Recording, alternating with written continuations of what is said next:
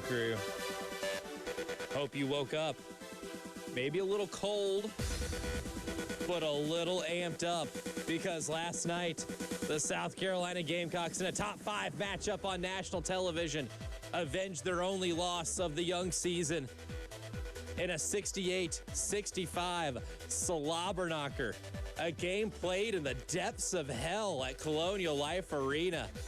You came out with a gut check win, a revenge win, and a win that is going to be a banner W for the resume. I'm Elijah Campbell. He's Preston Thorne. She's Jen Jensen. We are collectively cold, but collectively amped that South Carolina was able to come away with a win out of all the losing we've talked about here in the last couple days, in the last few months. It is good to get to go to the arena last night, play the number 4 team in the country, a team that you're awfully familiar with. And even though things didn't go your way in the first half, you find yourself tied with Texas at halftime. You come out in the second half, it's back and forth, back and forth. You get down into the last 5 minutes of the game, it's tied, and you survive the white-knuckle 5-minute finish at the end. And, well, with the help of Raven Johnson getting a couple of clutch buckets, what I call savvy vet buckets late in the game, with Medina Okot hitting her 3rd 3 of the season in maybe the most timely moment, and a couple of big defensive stops and forced turnovers, Dawn Staley beats Vic Schaefer in a big game once again. Medina Okot. No, yes! Good shot.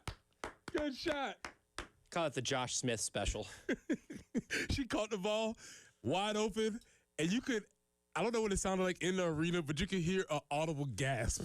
Like, it was like, everyone was like, no, don't shoot it. Okay, shoot it.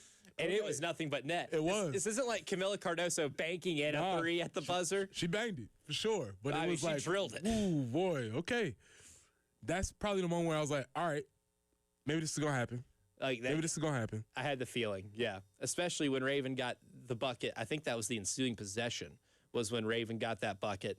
And then you give up a basket, 3 seconds after the timeout. And I was like, oh, well, I think you're still in good shape, but I wish that you could have shaved off a little more than 3 seconds.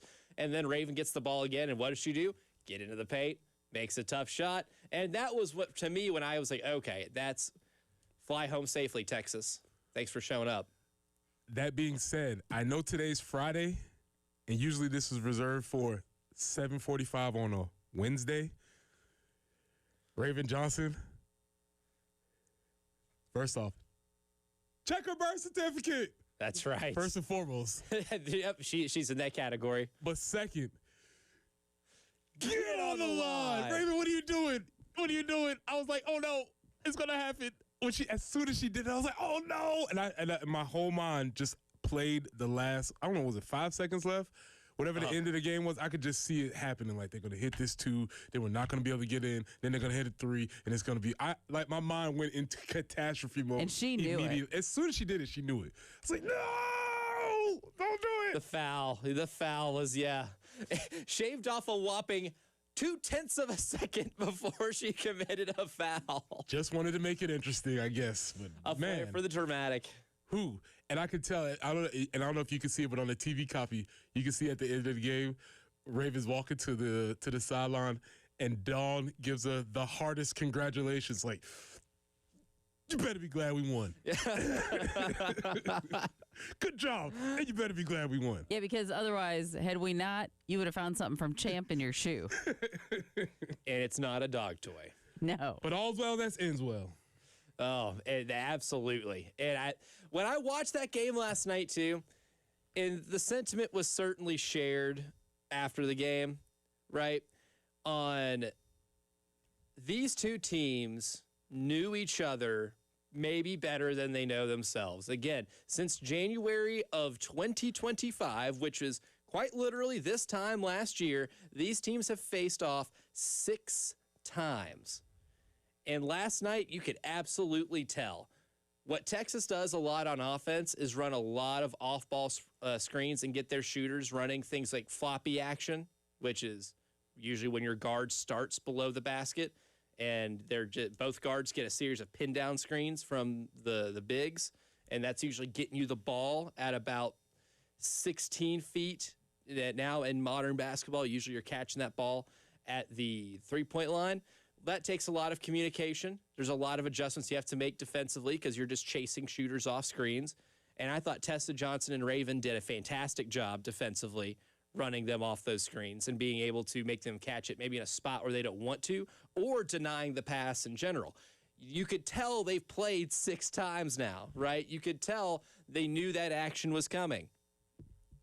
For Texas, I think Texas knew exactly what South Carolina wanted to do offensively. Run a lot of ball screens, do a lot of pick and roll. They did a really good job of pretty much eliminating the roller for South Carolina, whether it's Joyce Edwards, whether it was Medina Okot, no matter who the big was, Adele Tack, whoever was doing the screening didn't have a chance to do a lot of rolling because it got really physical down there and it took away a pass. And ultimately what we saw a lot for about 3.5 quarters was a lot of one-on-one for South Carolina with Texas denying out, kick-out passes, with the exception of a couple Tessa Johnson threes that ended up being really big.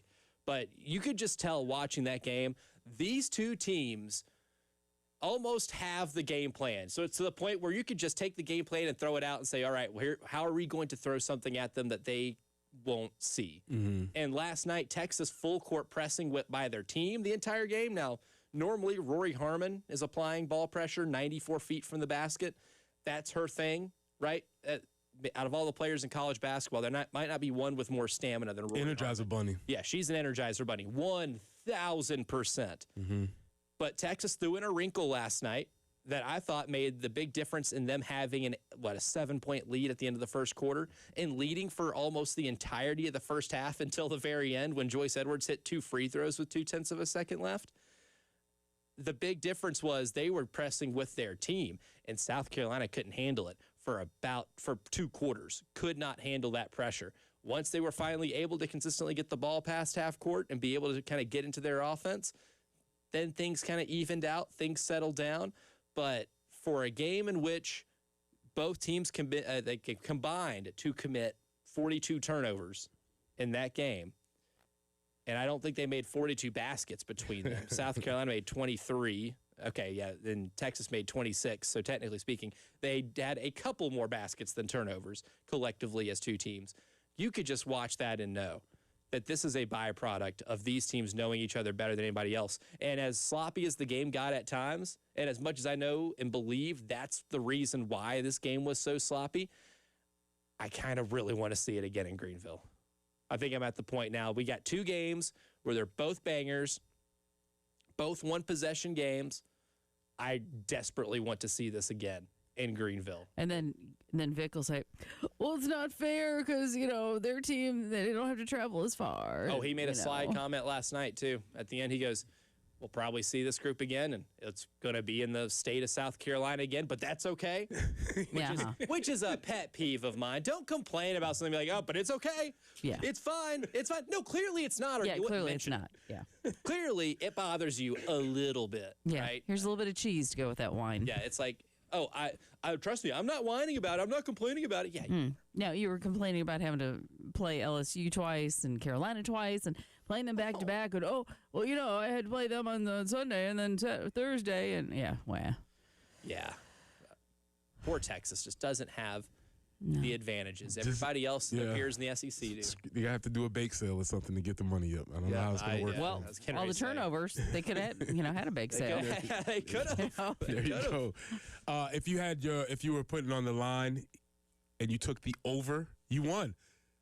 The Blazer made it out of the first quarter. I was going to say, I was surprised. Now, I did make it out of the second, made it halfway through the second at 6:37, I believe I had marked down. That was about the time I saw him take it off and chuck it into the second row of their bench. When it went off about 6:37 into the second, but if you had the over on the first, congratulations. Yeah, that should tell you all you need to know about how he felt they were executing that full court press in the first quarter. He was like, oh, okay. He said, okay, I like this. I'll keep this mess on right here. I got it on. I'm going to keep it on. We'll go to AAA Heating and Air phone lines. Our man Joe is on the line with us early this morning. Good morning, Joe. Welcome to the early game.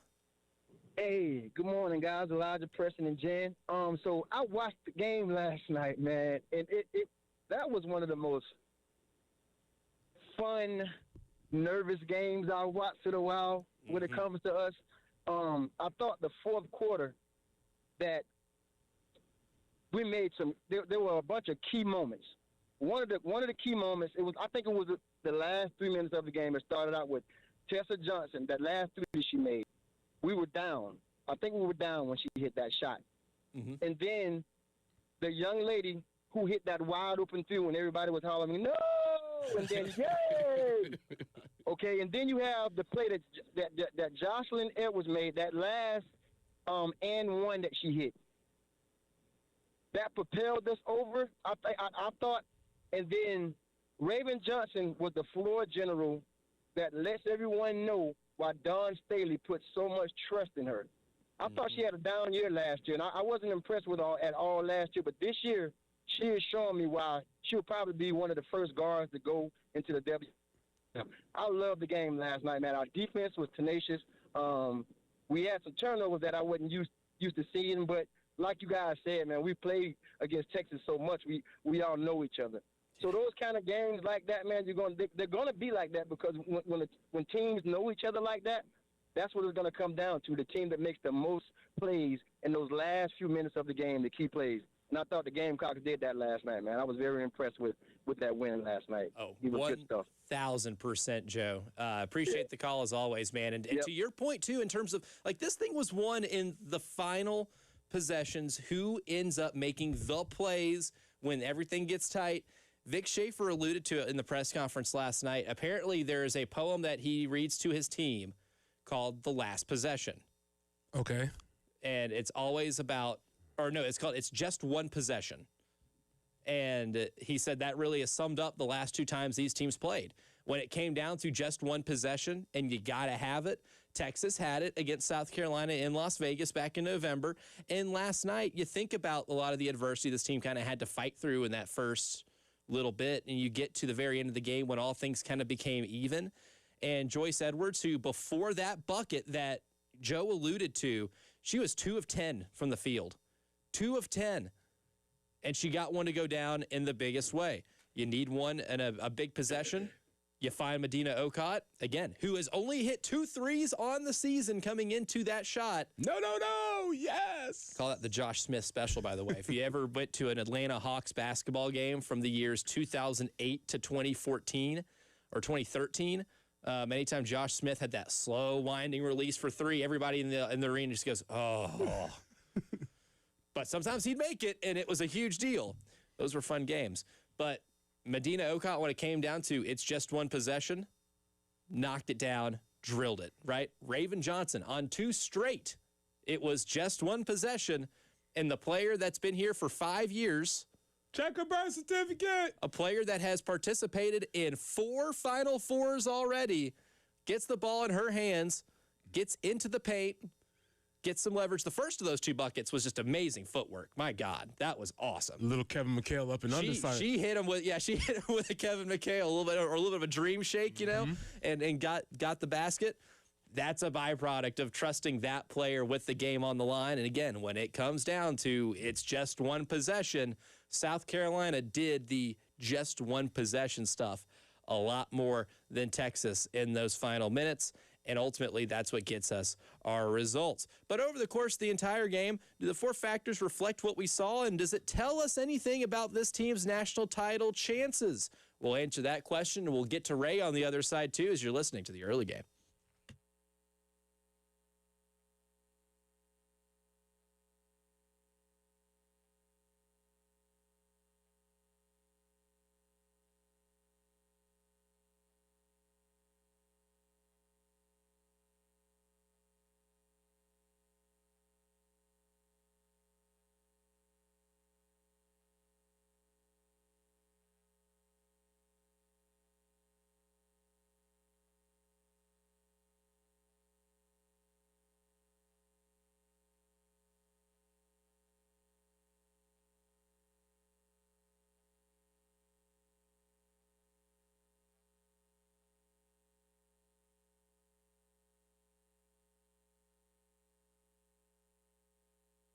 I'm not going to lie, y'all. I thought a lot of things when my alarm went off at 4 this morning and it was 20 degrees outside. A lot of things, right? Some of which are not FCC appropriate. However, one thought that did come into my mind is that it is not outdoor golfing weather today, which also should tell you that it is perfect golf zone weather, golf zone simulator weather, right? At Pro Swing, right? Because my friends over at Pro Swing in those golf zone simulators, you can play in a heated environment, right? You don't have to play outside. You can even pretend like you're anywhere else in the world because the golf zone simulators have so many different places and courses that you can play at and test your skills on. It also tells you everything you need to know about your drive, about your shots, how you're hitting the ball. You get instant replay of how you're hitting the ball, and they have a nice set of refreshments at the bar right behind you. It is an incredibly fun time, especially here in the winter. And don't forget about the free 30-minute swing evaluation. Go to 803-592-3916 or proswingcolumbia.com.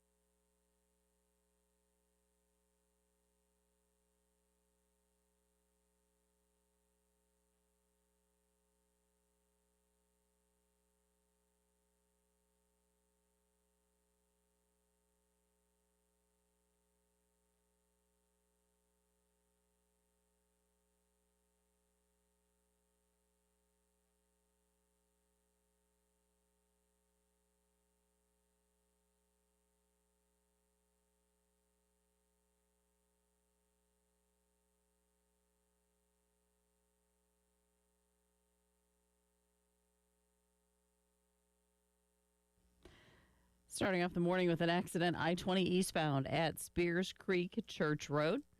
Weather-wise, yep, it's a chilly start to your morning, but it'll warm up a little bit. Lots of sunshine today, 50 for the high, and 59 for tomorrow, dropping down to 44 on Sunday, and overnight low of about 27. Talk of maybe potential for a wintry mix, but we'll see as we get closer to Sunday about that. But currently, it is brisk, 22 on 107.5 The Game.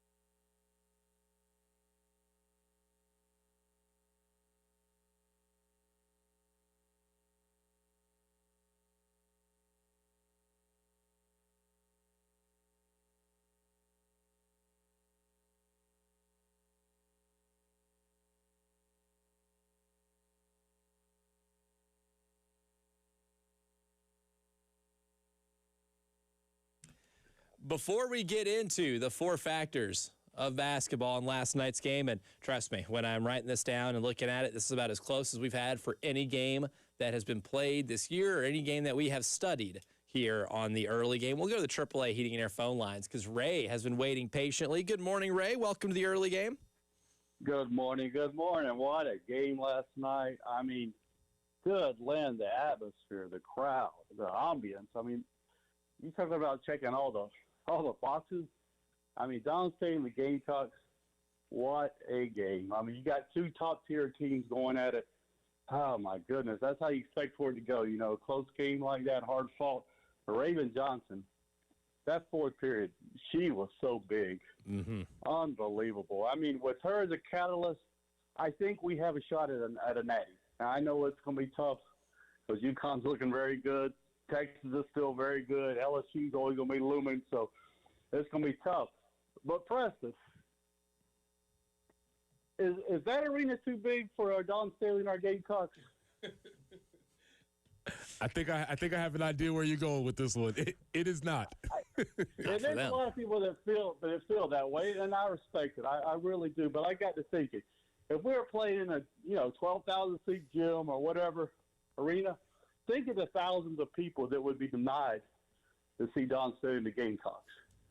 And I mean, 18,000 people, women's basketball. I think that is phenomenal. I think that is absolutely wonderful. And not to take too many shots at our men's program, and this is not a shot at Coach Parrish, but maybe more the administration. Yesterday, Bill, I give him a lot of credit. He brought in some stats that I thought were just phenomenal. Elijah, you would say Clemson and Georgia, two pretty good football programs. Wouldn't you say that? Yeah, I'd say they have a pretty good amount of success here in this, I would say that. decade. Okay. So we're going back, and Bill brought this up. So you go back the last 50 years. Okay. Georgia has played in 13 NCAA tournaments in the last 50 years. I had once every 4 years, maybe a little better than that. Clemson, and I'm going on the fact that Clemson's probably going to make the tournament this year. This will be their 16th tournament in 50 years. Now we know both of these schools, the powers that be, they put the eggs in the basket of football, not basketball, but still they have success. In the last 50 years, I knew it was a mini, but I didn't know it was this low. South Carolina, we've made 6 NCAA tournament appearances. So I think, this goes way beyond any coach. I think our administration, and I think Donati is, they've got to decide they've got to invest in this women's basketball program. They've got to decide what they've got to do. Maybe it's more than just money. I know money's always a good place to start, but they've really got to figure things out over there because I agree with what Bill said 100%. He had a great segment. In a way, the university, they have deprived the Gamecock fans when it comes to basketball, and that's all I got to say. But thanks a lot, guys. Yeah, appreciate the call as always, Ray. Yeah, I don't think that arena is too big for the women's team because that's the thing. Every single coach, opposing coach that comes into this arena after the game always talks about this environment not just being great, not just being filled out and packed and lively, but that it's great for basketball. Because I'm sure a lot of these programs in women's college basketball go on the road and they don't play in front of environments like that. And it does give you a true home court advantage, a true edge, right? And I think Texas playing them last night the way they did, even in that environment, should tell you a lot about Texas, that they are better than they were last year, and they have grown as a team and as a program. And to give them some credit, that's not what they did last night. Even pushing the game to where it was and getting off to that start is not easy to do whatsoever. And when it comes to using your resources and being able to take advantage of recruiting opportunities, there are not many better coaches, men's or women's college basketball, than Dawn Staley, if any. Honestly, I mean, she has what she's got to use, uses it incredibly well, brings in talent. Oh, yeah, by the way, let's just pull this 6'7" French woman off the bench in the middle of the first quarter. No problem. Yeah. Let's get her acclimated here in the first quarter of a top 5 matchup. Hey, kid, you ready? Get in there. Ready? Oh, I didn't hear if you said yes or no, but I don't care. You're getting in there. Yeah, Alicia Tornabes did play 5 minutes last night, collected 2 fouls. It's an acclimation period, but you know what? Maybe that's what Sunday at Coppin State is going to be for. Which, speaking of schools that have haunted the men's basketball program, Coppin State is going to live in infamy in that program forever. But when it comes to looking at the game last night from a four-factor standpoint, it's incredibly close. Again, these are teams that have played now for the 6th time since the turn of the new year in 2025.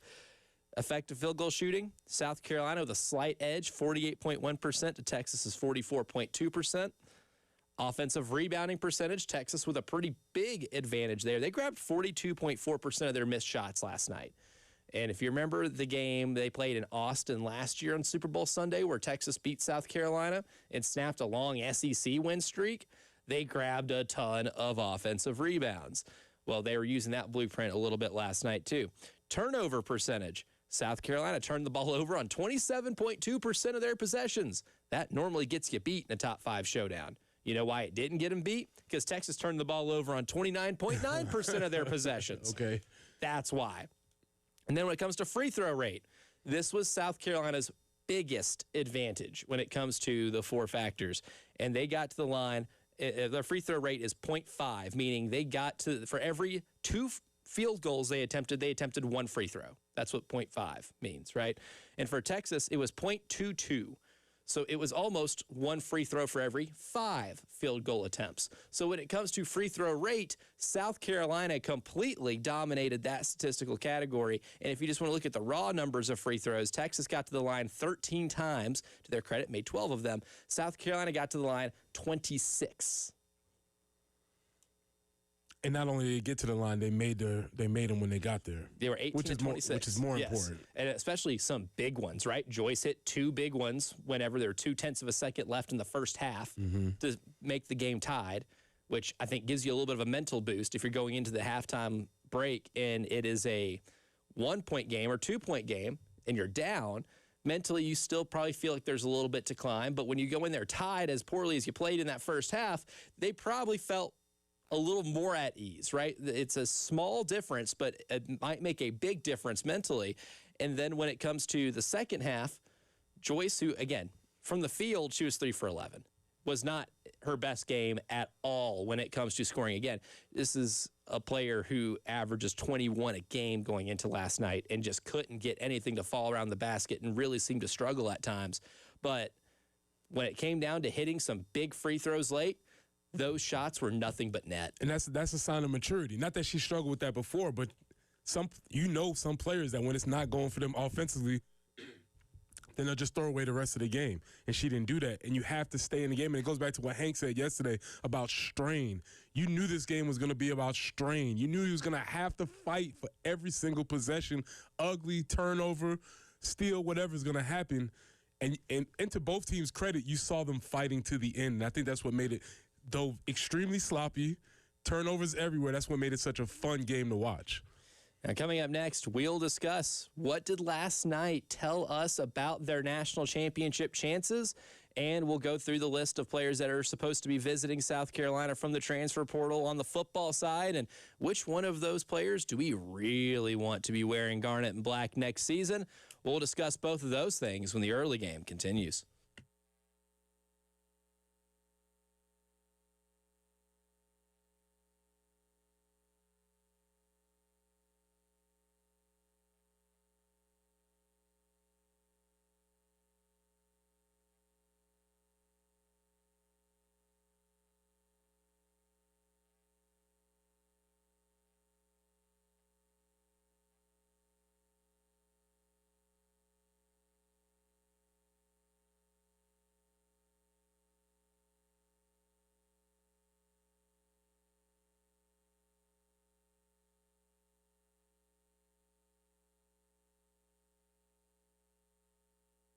Huge weekend of sports coming up, and if you would have called integrated media only even a week ago, you could have had your whole setup ready, but you didn't, and it's too late, and that's okay, because you can still call the folks at Integrated Media to get yourself together, because we got the big game coming. We have conference championships coming. We got all types of things that can happen and can get you set up with your entertainment setup from Integrated Media. Samsung Terrace TVs that are waterproof, Sonos outdoor speakers for TV and music, Wi-Fi that works indoors and outdoors so you can have everything playing at one time without having to experience any lag or buffering. Your iPad, your TV, your laptop, everything could be playing, and you could be watching all the games at once. Call the folks from Integrated Media. From home theater setup to adjusting your thermostat, Integrated Media is the company that you should call. Call Nathan and Michael at 803-948-8327. That's 803-948-8327.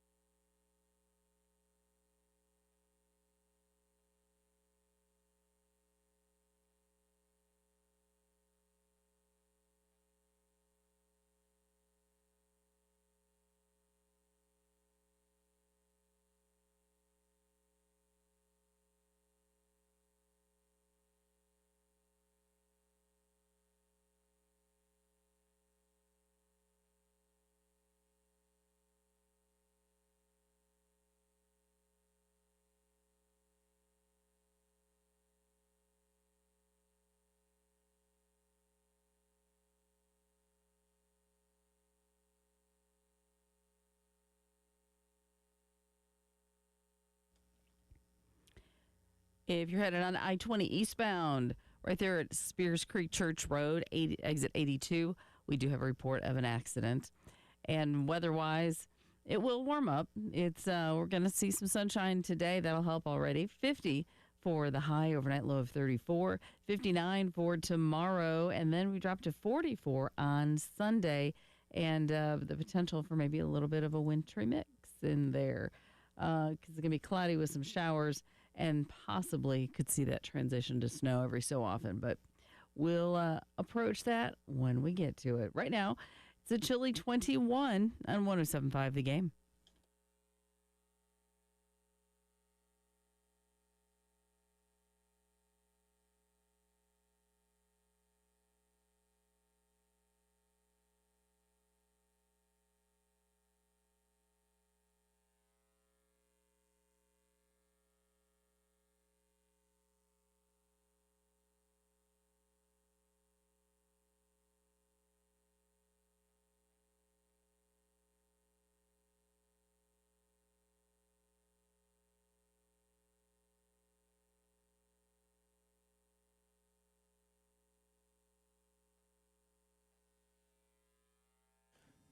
Before we get into the players potentially committing to South Carolina, because there are some key visits, and there's definitely one or two players on here that I am dying to see get in a Gamecock uniform. Last night, last thing on this game here this hour, did the win against Texas change how you feel about the national championship winning prospects? I think this team is clearly Final Four good, as they have been the last 4 years. But does this change how you might feel when it comes to what this team can do against UConn? Because that's the standard bearer of the sport. Now that we're in conference play, UConn will not be taking an L before the NCAA tournament. So they'll go into this thing more than likely as the number 1 overall seed and undefeated. And if they do anything short of that, I will be shocked, because the Big East is a pretty bad league in women's college basketball. But did last night tell you anything about a way that if we are able to get to this game, I know we're putting the cart ahead of the horse here, but we have the luxury of doing that because we don't play for them. Does it make you feel any better, or did maybe some of the sloppiness that we did see kind of make you feel like there's still some steps that need to be taken to be able to play that juggernaut in stores? Okay, let me take that piece by piece. It did not change my thoughts about the Natty. I still think it's very much possible. It did give me some actual proof of concept that this team can play in difficult games, that this team can play a game that they probably would want to have back, that they can play in a sloppy game, that they can play in a possible tournament game, like maybe that Duke game last year where it just gets bogged down and there's no offense and it's going to be ugly and it's possession by possession. These are the type of games that you can look back on and say we were able to win those games, because what happened in some of those previous years when they were so dominant, when you got to the tournament, it would kind of be like their first opportunities to play in a tight game. And you can't, no matter how much a coach says it in practice, no matter how much Coach Staley and she says it in practice, hey, girls, it's going to be tight. I can't hear that. It has to happen in a regular game for me to get the experience. So for me, especially when you win them, it's very beneficial to play in those types of games. Yeah, hearing that does nothing, right?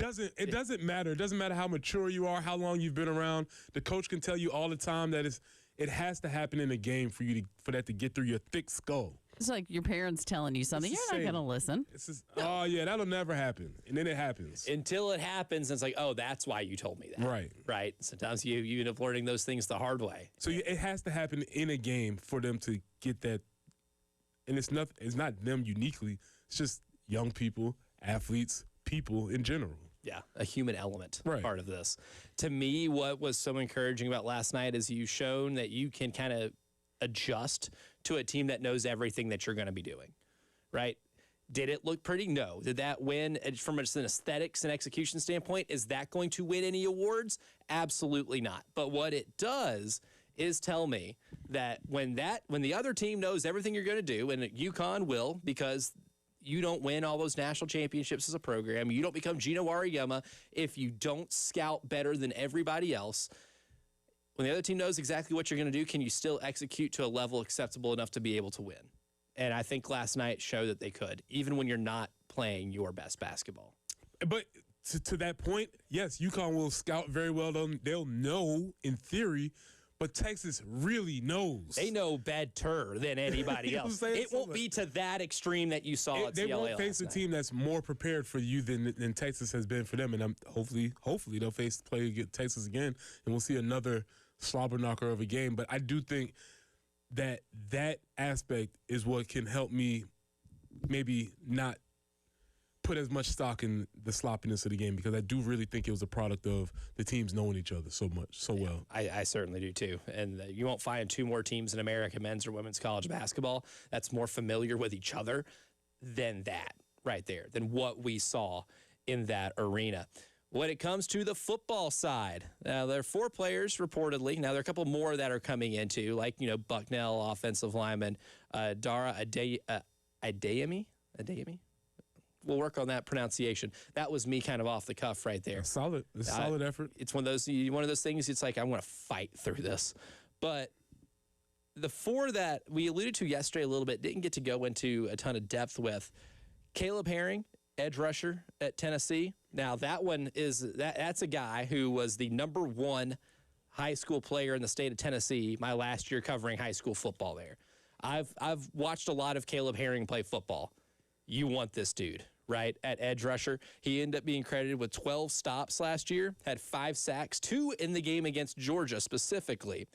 Now, he does have a little bit of a missed tackle problem, right? He missed his missed tackle rate was 31% last year. Okay. Needs to be worked on, right?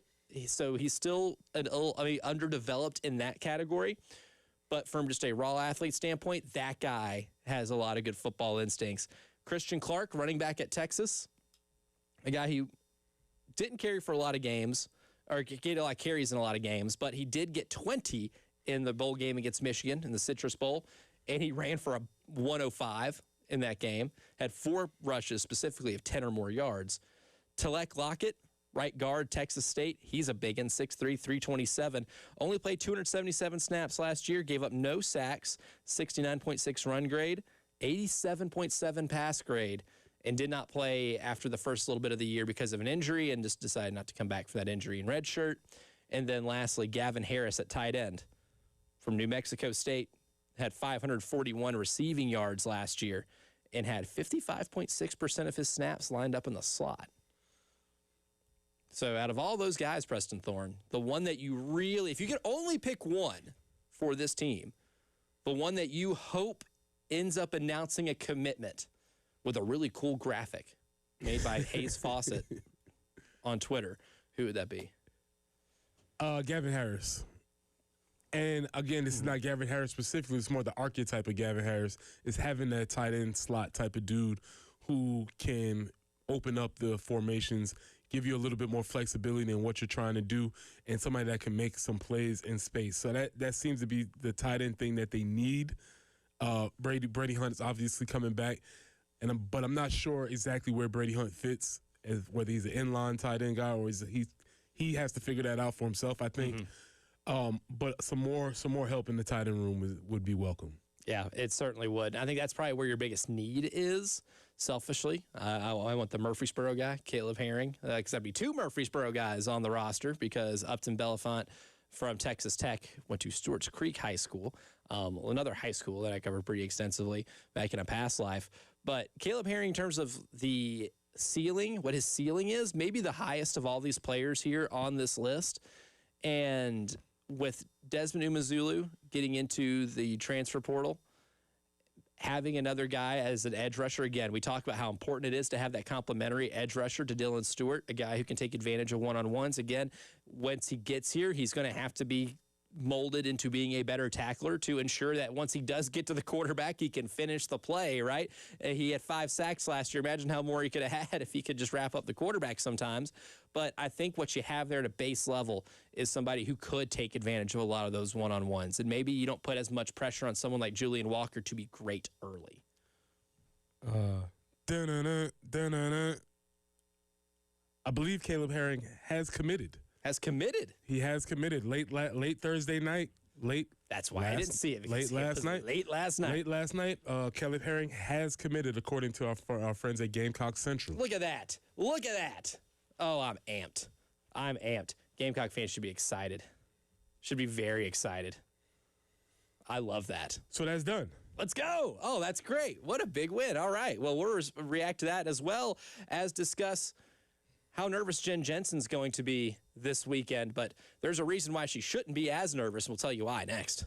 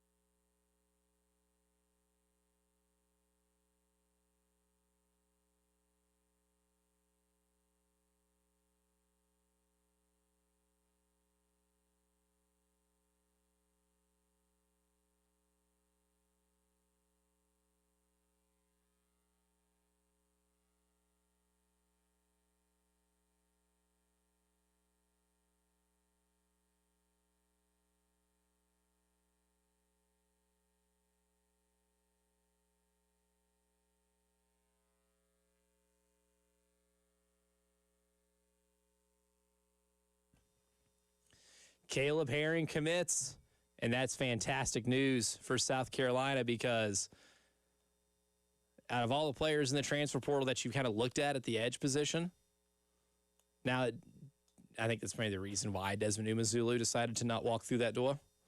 But, Preston Thorne, your feelings now on how the defensive line is set. As long as we got the anchor, man. As long as we got Dylan Stewart, I'm good. He is the anchor. As long as we got the anchor, we still got the number one dude in the nation on by any aspect. And so all of these guys coming in, it's still a project, wait and see type of project, but they are making steady progress, and that's all you could ask for. And I will say this: the internet did show me yesterday that there was a certain defensive end coach in town yesterday doing one of these. Oh. With the L sign? He was doing the L sign, and now it has L to stand, for love? It has to stand for loser now. It has to. Sorry. It will. But you can't come back into town that quickly and throw up an L, sir. No. I don't like that. That is not an L for love. Statute of limitations. You gotta give it a chance to breathe a little bit.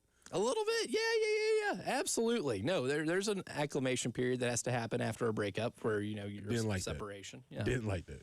Yeah, not a fan. Not a fan of that at all. Continuing.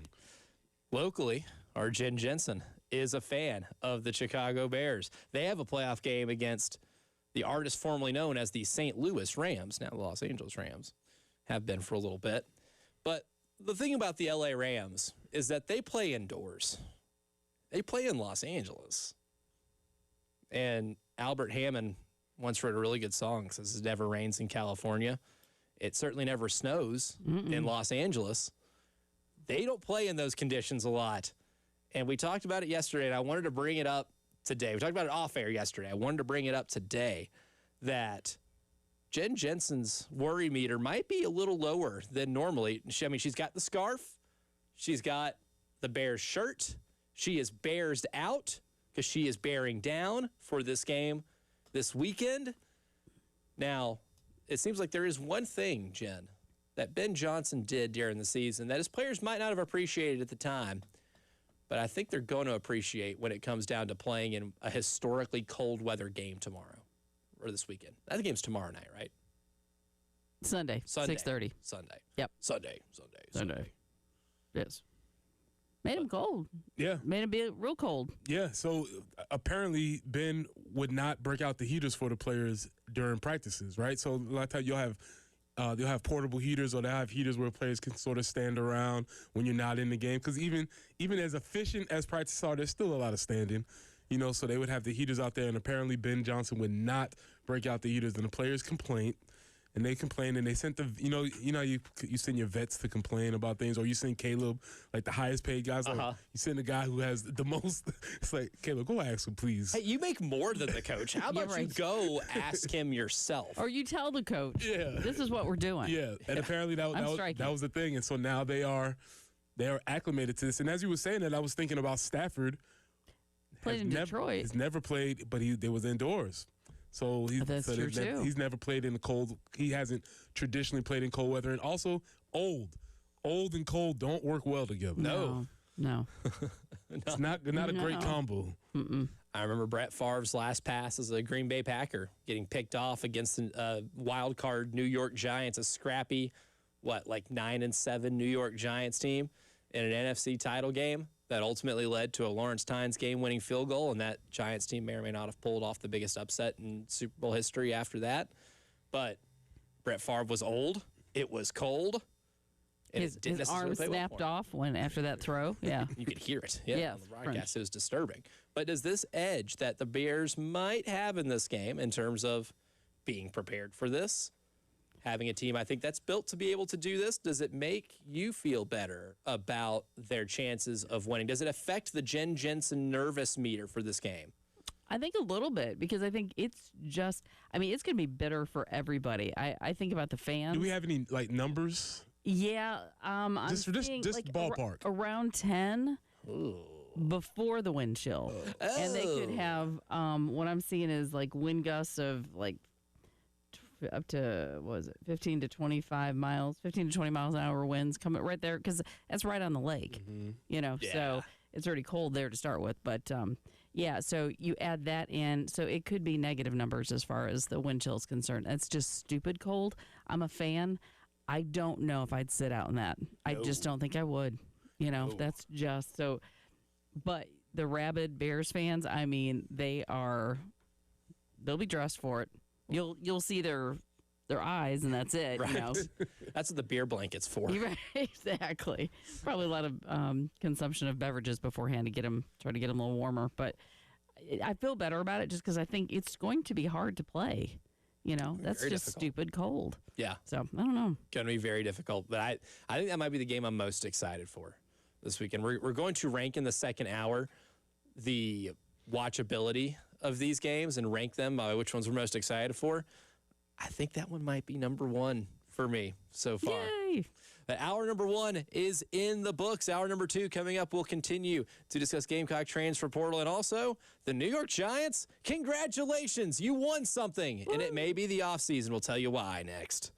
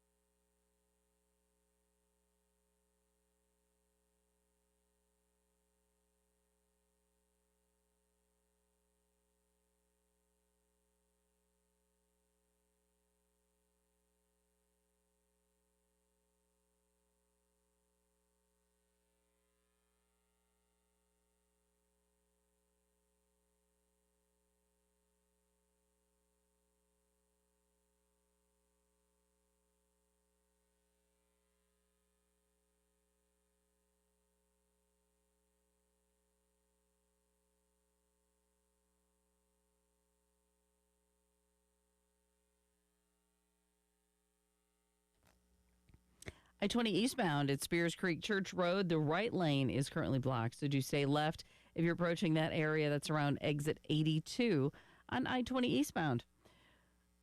50 is the high we're going to be seeing today. Lots of sunshine. Some clouds coming in tomorrow. 59 for the high. And Sunday, potentially, it'll be cloudy with some showers. could see a transition from some rain to maybe a little bit of a wintry mix or something. Again, 45 is the high for your Sunday. Overnight low of about 27. So some chilliness still in the forecast, and it's brisk this morning. It's 21.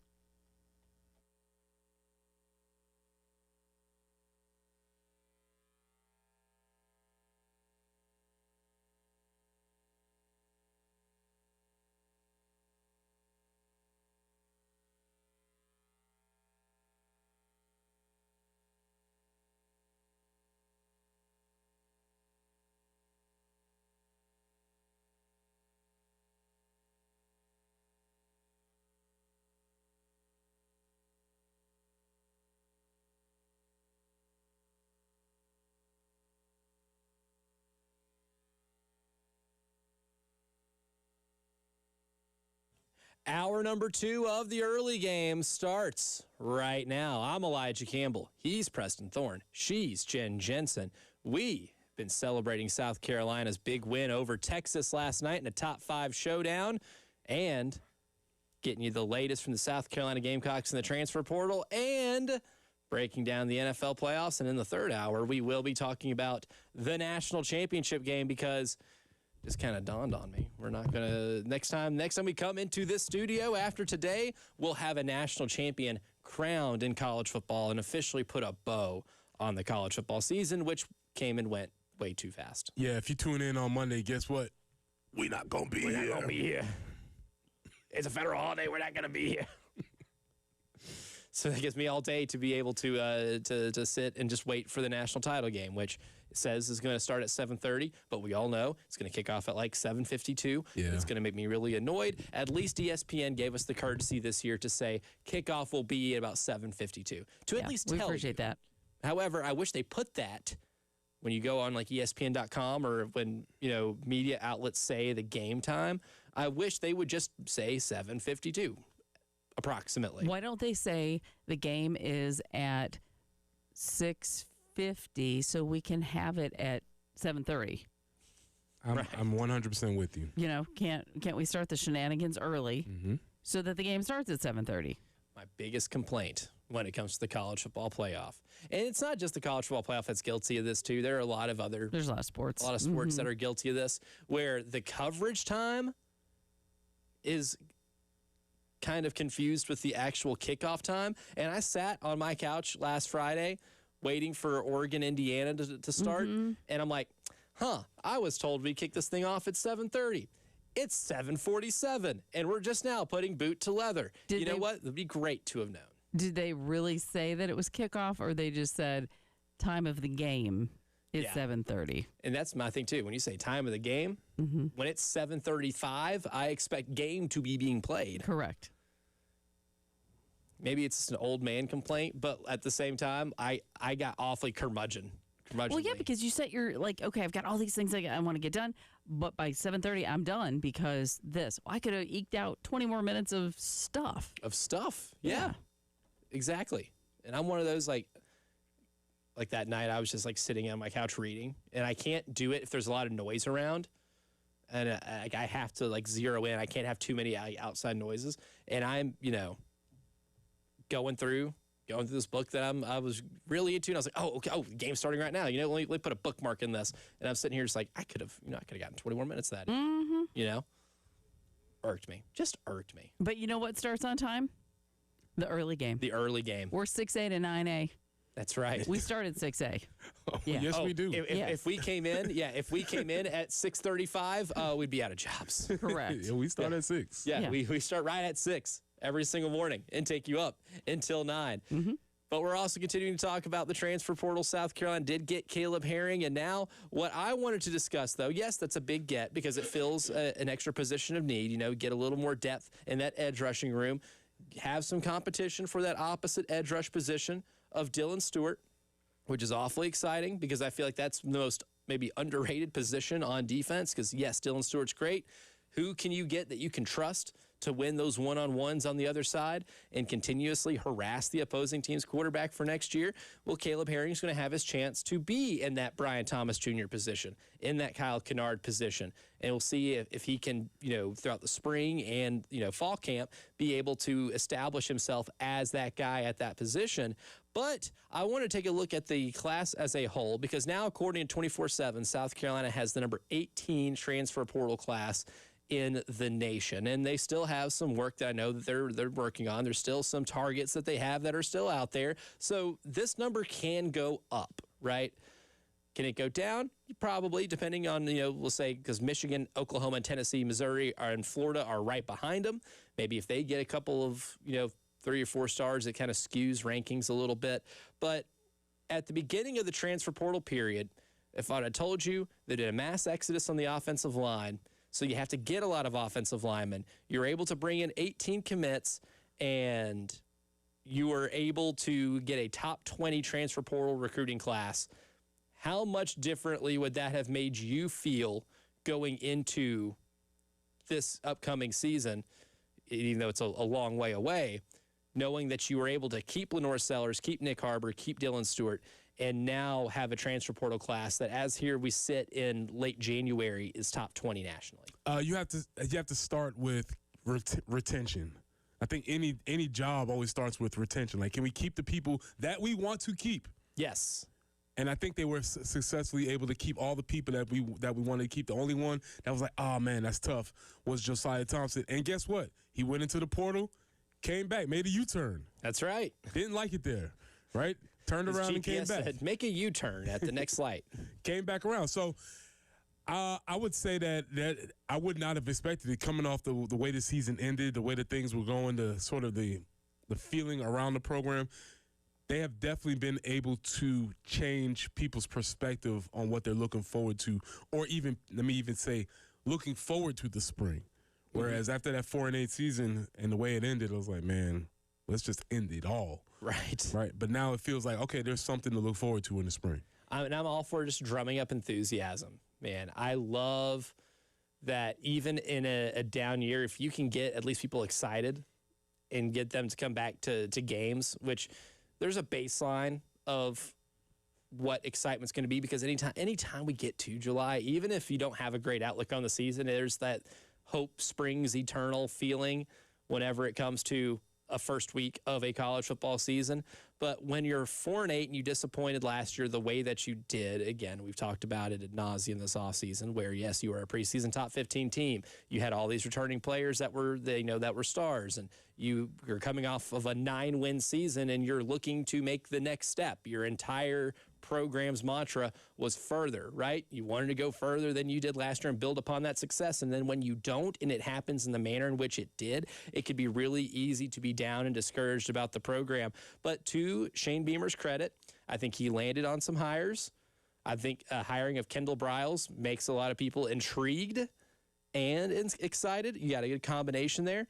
And then with what you lost in the transfer portal, I think so far you've done as good a job as anybody as being able to replenish those players with a good mix of production and some potential. I look at the running back room right now, and that's all potential category. But in terms of what you've gotten at other positions, I think you're getting production. Like Caleb Herring, I would say, is 80% production, 20% potential. Because if you fix the missed tackle thing, then I think you have a really special player.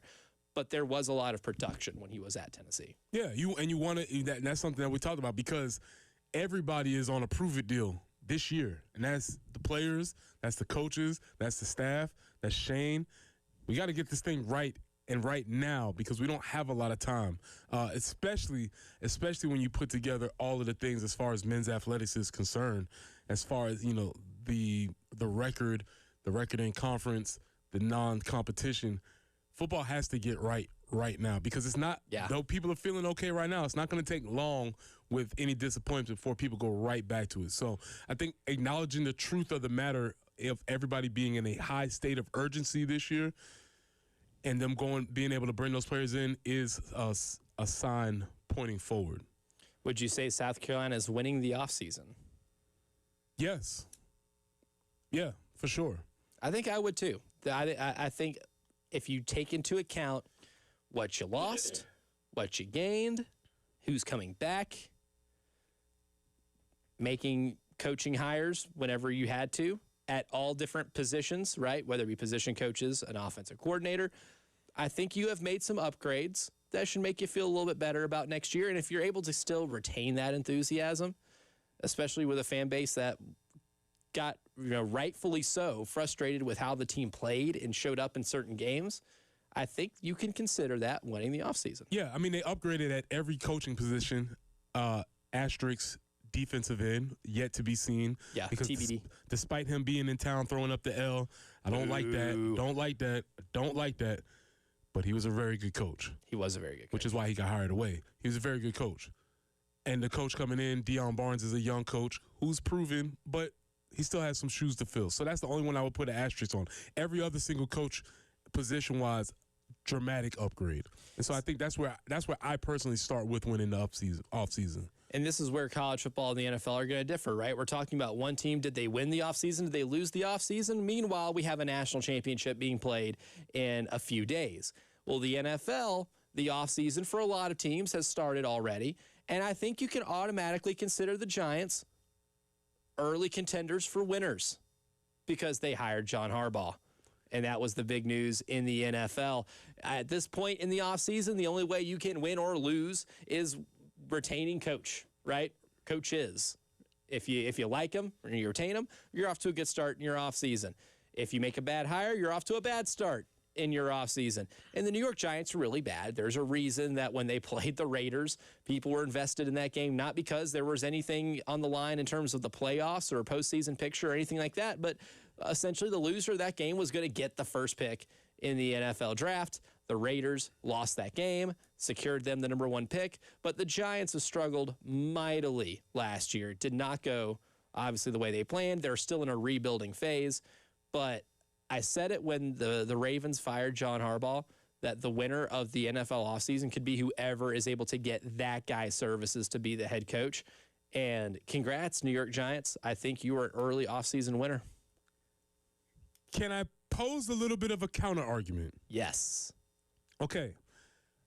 I think John Harbaugh was an excellent coach with the Ravens.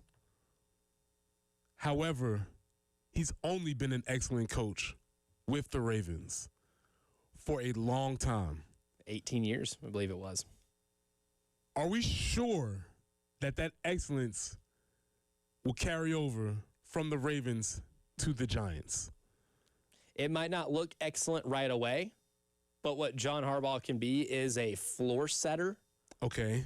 I think there is a process. I don't think you stick with one NFL team for 18 years and have that at least level of regular season success and having the experience of winning a Super Bowl if you aren't at least a good floor setter. Now, it's not quite like Mike Tomlin, where Mike Tomlin went 19 years without a losing season. I think John Harbaugh had 2 or 3 losing seasons. I mean, they're remarkably similar, though. Yeah, they're very similar. Because I would have the same question about Mike Tomlin. Like, he's an excellent coach with the Pittsburgh Steelers. Has he done it? He hasn't done it anywhere else. And that would just be a question I would ask. And also it's with a fair one. Yeah. With the Ravens and Steelers, also, those are 2 very extremely well-run organizations. Yes. I wonder how both of these dudes are going to walk into other places and look around like, that's how y'all do it here? Because the Giants in the last 5 or 6 years haven't necessarily been accused of being the most well-functioning organization in football. But I think if you have somebody at the head coaching position who sets a culture, I know that's a massive buzzword in football and it's overused a lot, but is able to establish the type of culture that he wants, is able to bring in the coaches he wants, and the players, the young players on this team that are going to be stars, like Abdul Carter, a young, centerpiece of the franchise right now, like Jackson Dart. If you can get Cam Scatteraboo to, to maybe be a little less reckless, then maybe you have a foundation intriguing enough with a schedule that'll be easier next year because you'll be playing a lot of last place teams to be able to make a small jump. And then if you can build on that small jump, then I think John Harbaugh is the right coach for them. They need an adult in the room. I feel you. And he is, out of all the coaches available, it is John Harbaugh and Mike Tomlin. Those are the 2 available adults in the room. I got you. That makes a lot of sense. And that's why, for anybody, I would have that had a head coaching opening, I would say you need to go get John Harbaugh or Mike Tomlin.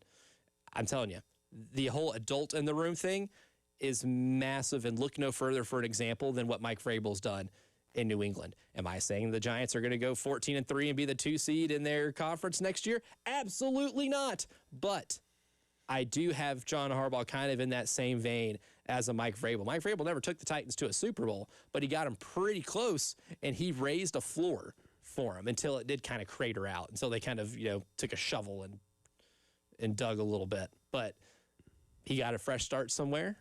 He was able to establish a culture, and look, they are one game away from an AFC championship.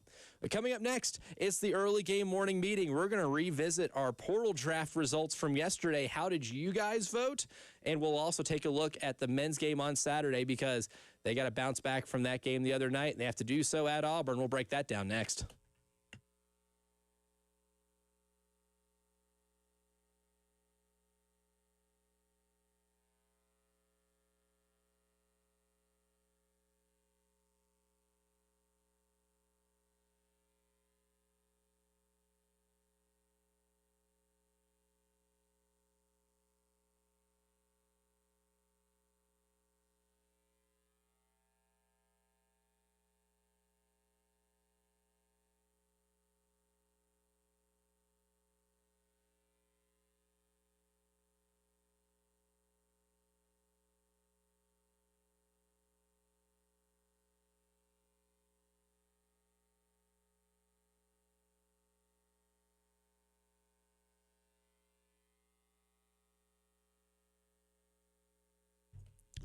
$1983, it's over 40 years ago, and Cato's Power Equipment has been family-owned and serving the Midlands since then. Third-generation owner Ben Cato provides top-notch service, great deals, and the mom-and-pop values that you love. Again, this is somebody that you know, somebody that's been in the community, somebody that you can call on, somebody that you'll see around, and they can provide services for you. At Cato's, they're proud to offer a wide selection of new and pre-owned mowers, tractors, and more. So if you're ready to invest in something new, the team is there to make the process easy, help you choose the right equipment, find financing options, and keep your gear running strong. Whether you're a weekend warrior or a seasoned landscaping pro, Cato's has you covered. Huge selection of new and pre-owned mowers, tractors, and all the gear that you need. So swing by Cato's Power Equipment today or call them at 803-254-3711. That's Cato's Power Equipment at 803-254-3711.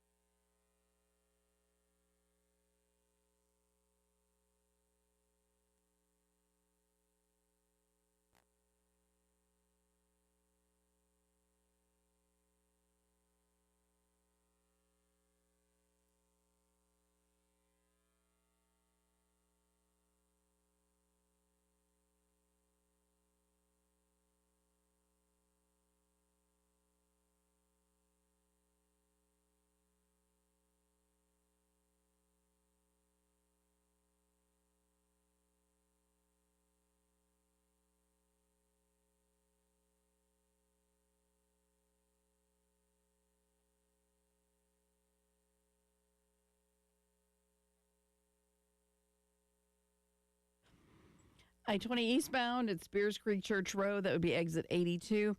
Still working on getting that cleaned up, so the right lane is blocked. Stay left on I-20 eastbound at exit 82. 50 will be our high today. Should see some sunshine. 59 tomorrow. 44 on Sunday.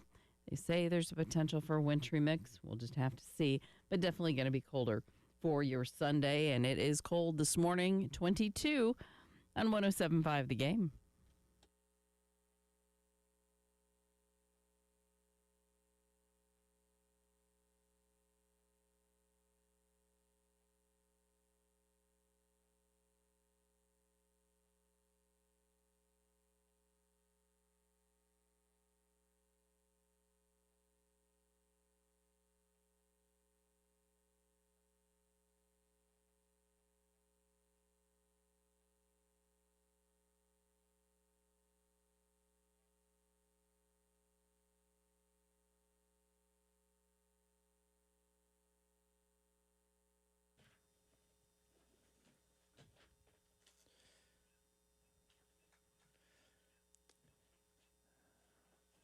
It's time for the early game morning meeting where today we will look at the results of the voting between mine and Preston's transfer portal player draft from the last 5 years for South Carolina. And we'll take our first peek at South Carolina men's basketball's weekend tilt at Auburn. Can they bounce back after what they did against Arkansas? Well, we'll take a look at the matchup, and spoiler alert, it might be a little similar, and I'll tell you why here for the meeting. Repeat after me. Today will be an awesome day. Let's go. Good morning, great today. Today will be an awesome day. Good morning, great today. Today will be an awesome day. Of course, it's going to be an awesome day. It's Friday. There's NFL playoff games this weekend. The national championship is on Monday. But today, for the morning meeting, before we get into that men's basketball matchup, yesterday, Preston and I drafted teams of former Gamecock transfer portal acquisitions just to see, how almost it's like a combined show ranking list in a way, right? Of if we had to just pick players that have been transfer portal acquisitions over the last few years, which ones would we value enough to take in a draft? Well, Preston had the first overall pick, and he took who I had at number one on my big board, so I think we agreed that Spencer Rattler was the best one. He also took Juice Wells, Torricelli Simpkins, and Josiah Thompson. I took Rocket Sanders, Kyle Kennard, Demetrius Knight, and Josh Simon. We put it up to a poll on Twitter. We did get a vote on the text line, and the text line vote did go to Preston. But with 54 votes, I hold 90.7% of the vote, and Preston 9.3%. This is 1,000% skewed by one person, and I know what the problem is. Oh, there's a comment. Yes, Benny Page says can't pick any team with Judas Wells. I know what the issue is, and I understood the front office. We understood that there were going to be some PR issues when we took this team. But believe me, when we take the field, we are going to make plays, and you're going to forget all about the issues of the past. We knew there were going to be some issues with this, but he was too good to pass up. This is one of those, too, because you drafted all offensive players that if I would have taken the names out and I would look at I would have like peeked at those two, 4-player rosters beforehand, I'd be like, oh, I definitely picked the team with all offensive players. That would have been a me thing to do. You took a page from my playbook. I did. I know how it ended, and it wasn't great. And I get it.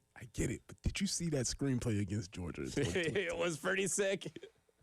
Did you see what he did against Arkansas in that game? It was pretty sick. Come on, man. He was a dude. But I get it. I understand. Yeah. I understand.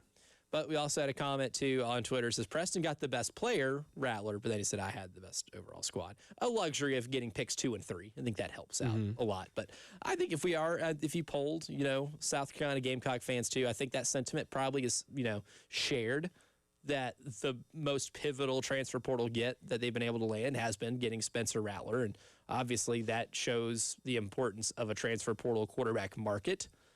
And I think that definitely maybe helped raise your ceiling a little bit as a program once you're able to get that guy, because then the first year he's there, you win 8 games and you have a couple of real marquee moments like beating Clemson at Clemson, beating a team in Tennessee that was in position to get into the college football playoff and not just beat them, hang 63 on them, and you don't do that if Spencer Rattler doesn't have the game of his career. Mm-hmm.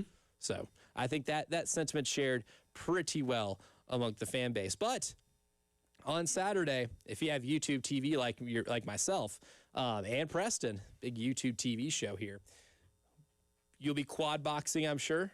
Because of all the games going on this weekend, my favorite feature of YouTube TV is I can kind of pay attention to 4 different things at once. And if I want to zero in on one, I'll just click that one and have it up for a little bit. But I'll definitely have the quad box going with NFL playoff games and with South Carolina Auburn. Now, here's the thing about this matchup. Remember what we talked about before the Arkansas game, that Arkansas, freakishly athletic? They have some dudes. They have a lot of strengths, right? They're a pretty efficient shooting team. They do a lot of things well, like offensive rebound percentage. They get to the line a lot. But they don't play a lot of defense. That sounds familiar. I'm about to say the same thing about Auburn. Auburn defensively 91st in the country in efficiency. In an SEC play only, Auburn is 14th. They're coming off of a loss to Missouri, in which defensively they did not play well at all. Last year's Auburn team was great defensively. This one is gettable. Again, Arkansas's was gettable too, and you didn't take full advantage of it because you couldn't stop what they were doing. Auburn offensively, the 3rd best offense in terms of efficiency in SEC play so far. And here's the kicker. Here's what the South Carolina team absolutely must do in order for this to even be remotely close to a conversation. You have to keep them off the offensive glass. They are the number 1 offensive rebounding team, Auburn is, in the SEC. Oh, that's great. We need this game for ethical purposes. We got to get Stephen Pearl up out of here. Right. We got to get him up out of here. We have to make this a total garbage fire. A stance, right? We have to make a stance. We have to make the people in Auburn so mad that they lost to them. These guys. Because if they lose to us, maybe they'll see the folly of the situation. If you don't know the situation, Bruce Pearl retired at the last minute, bequeathed the job to his son, who has no prior head coaching experience, only assistant coaching experience under his daddy, and gave him the job. And I dislike that very strongly. And maybe if they lose to us, the people at Auburn will be outraged enough. It could maybe accelerate the fall of Auburn basketball daddy ball. Yes. And I'm with you. I don't care for that. It is not your team. You were working at the pleasure of the university. There you go. Yep. If it was your business, cool. Absolutely. Give your business Pearl to your child. Enterprises? Awesome. Absolutely. Yeah. But this not yours. No. Because this wasn't, you're not crowning your son. You weren't the king and he was the prince. Right. No, it's not how this works. Right. And Auburn shouldn't let it happen. They shouldn't. I'm not buying the notion at all that Bruce Pearl just woke up one day in the final, 2 weeks of the offseason and said, you know what? I think I've had enough. Right. Yeah. I don't think he woke up that morning and made that decision. No. I think that's something he's probably thinking about for a bit. I'm going to go out on a limb and say he talked to his son about it. Just thinking. Yeah, I don't think he woke up. Me? What? Really? What? Dad, thank you. I'm honored. No, he did not just wake up one morning and say, you know what? I think that's it. So we got to get this one just so the folks in Auburn can be outraged as much as they should be. Mm-hmm.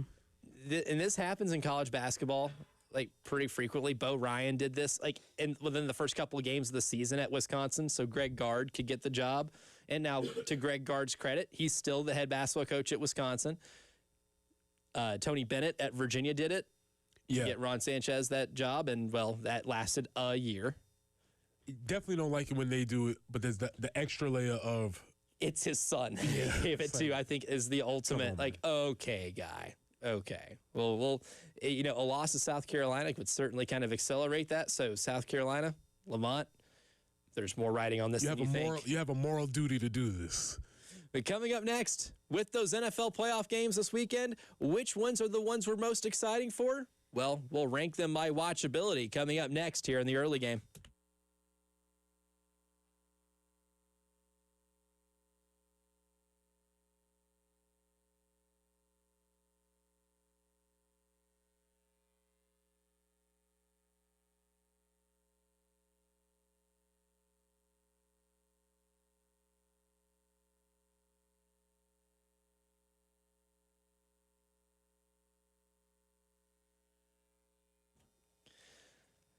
New year, new you, new year, maybe new house, right? And maybe not in terms of getting a brand new house, but maybe new carpet, right?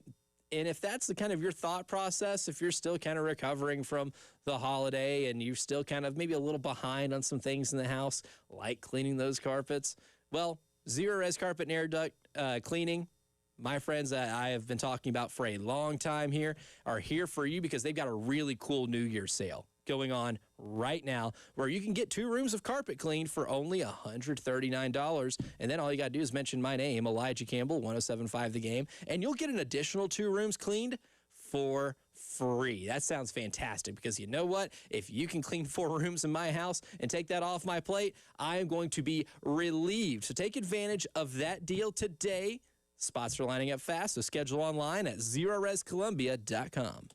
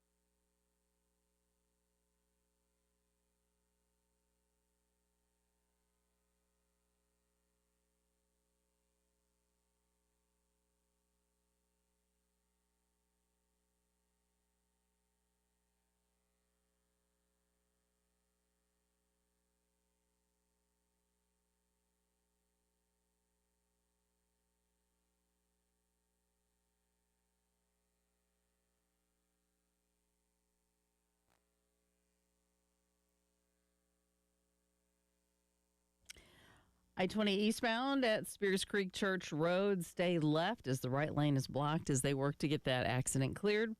Also, a report of a slowdown South Lake Drive near Industrial Drive, kind of right there by the American Leadership Academy. In that vicinity is where this accident is, so be mindful and allow for time to get through there because obviously big slowdown in that intersection. 50 for the high today with sunshine, 59 tomorrow. Sunday, chance for some showers. Could potentially see a wintry mix. High of only 44. Right now, though, 22 on 107.5 The Game.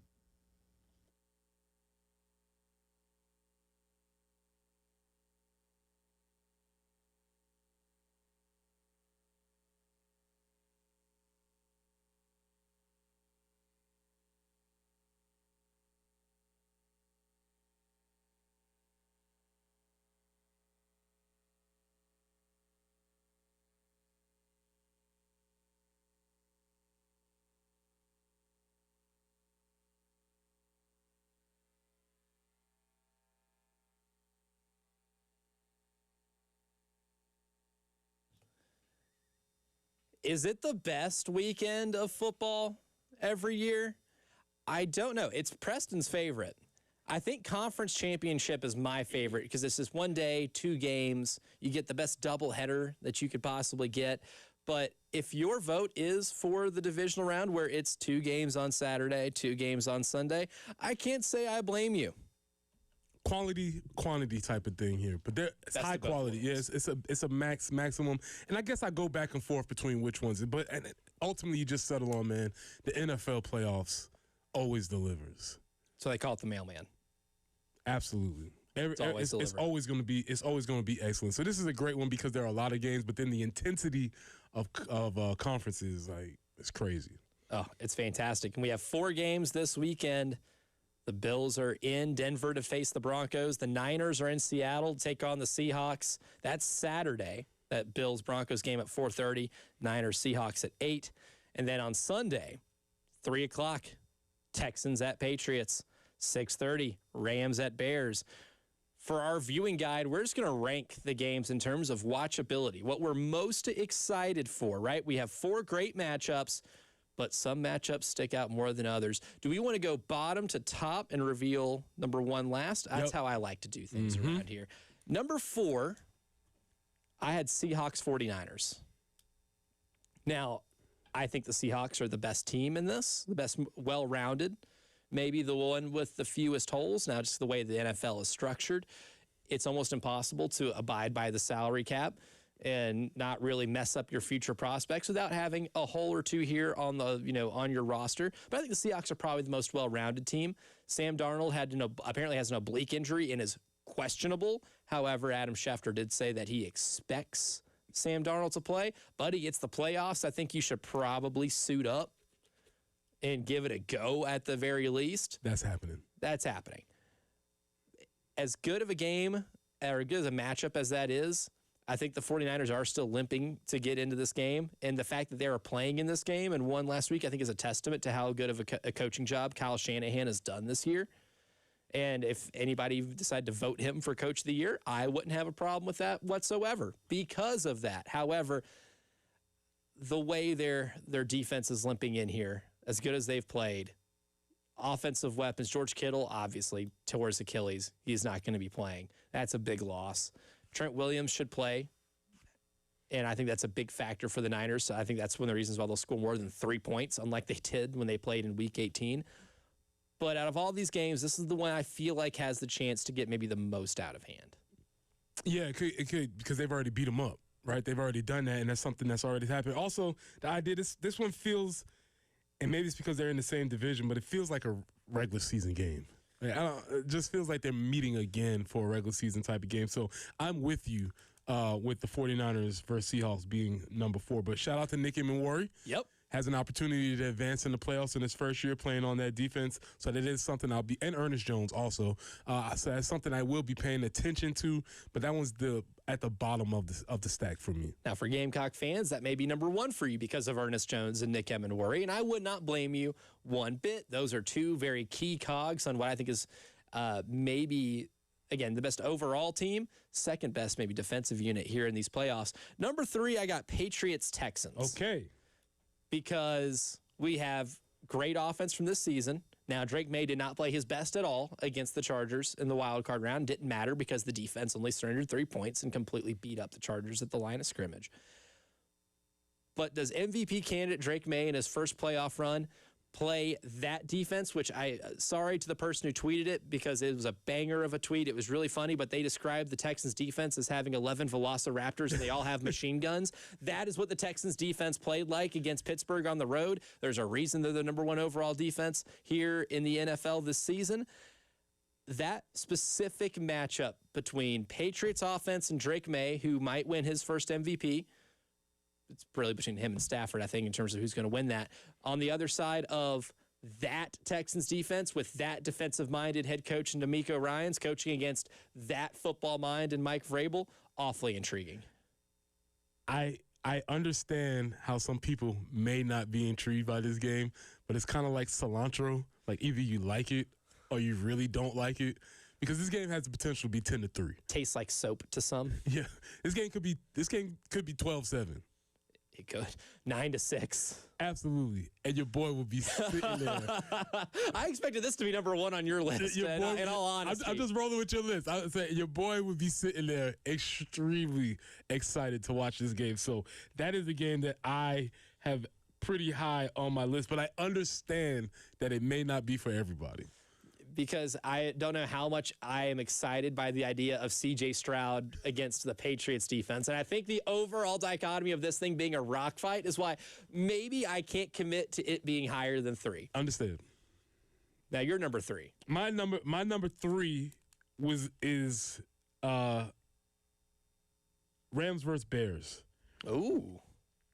Rams versus Bears. I want to see the Bears win.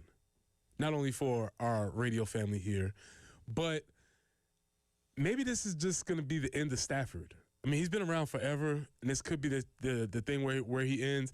I like Sean McVay too, but I think I'm more compelled by wanting to see Ben Johnson, Caleb Williams, the Bears go ahead and do something. Also, the LA Rams, they're fake fans.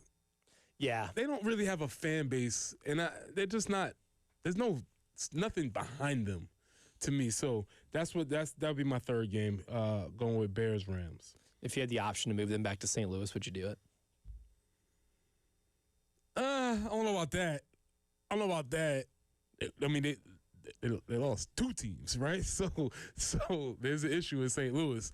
I don't know about that, but it's just L.A. I don't know about that.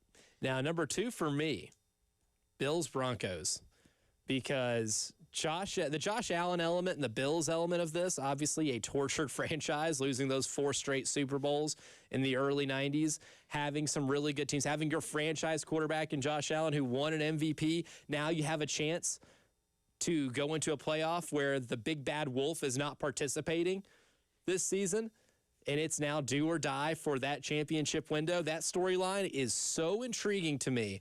Playing against an elite defense in the Denver Broncos and my boy Sean Payton. There's the storylines alone in this game is why I am so intrigued. You heard what you said. You talked about, you talked about Josh Allen. You talked about Sean Payton. You talked about the Broncos defense. You know whose name you didn't say? And I need for this narrative to end because I want to be right about Bo Nix. Bo Nix is not good. I don't want it to be true. This is your Bo Nix denier chance right here. It has to happen. He has to go out there, lay an egg so I can say I was right.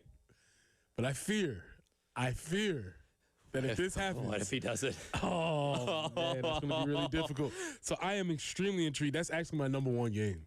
Okay. That's my number 1 game. I love Josh Allen. I like watching him play, but there is the Sean McDermott element floating around as if, like, hey, if y'all don't get this done now, it might never happen. There's a sense of urgency there. Sean Payton brought this franchise up from the ashes with Bo Nix, so he's earned his reputation. I'm very much intrigued by this game. We'll tell you which game is number 1 for us, as well as discuss something that Oregon is doing, again, that might be copycatted in college football. Will it? Well, what does it say about? Speaking of Bo Nix. Speaking of Bo Nix, what does this say about how Oregon's running things and how you can win in college football in 2026? We'll discuss that next here in the early game.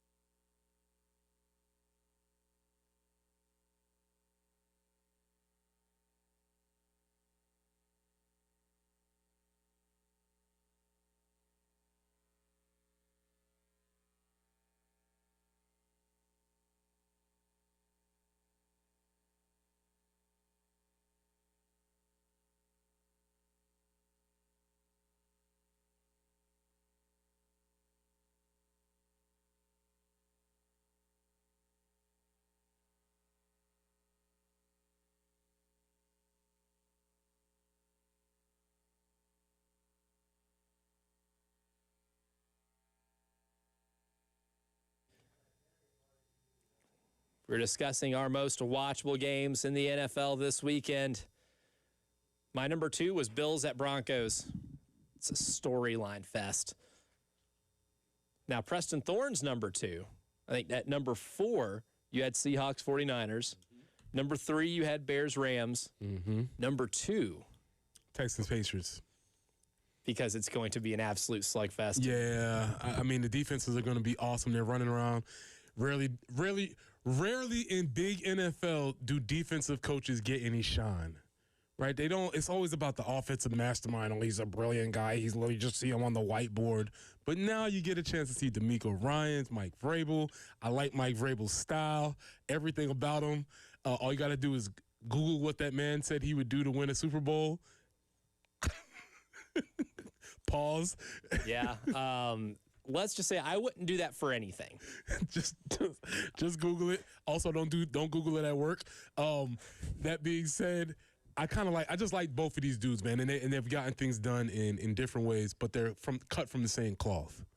Now, number 1 for me, because I think this is the highest potential to have the type of game that I want, and in terms of team watchability, Jen Jensen's Chicago Bears number 1. This is my team crush this week because I love the offensive balance. I love this theme song.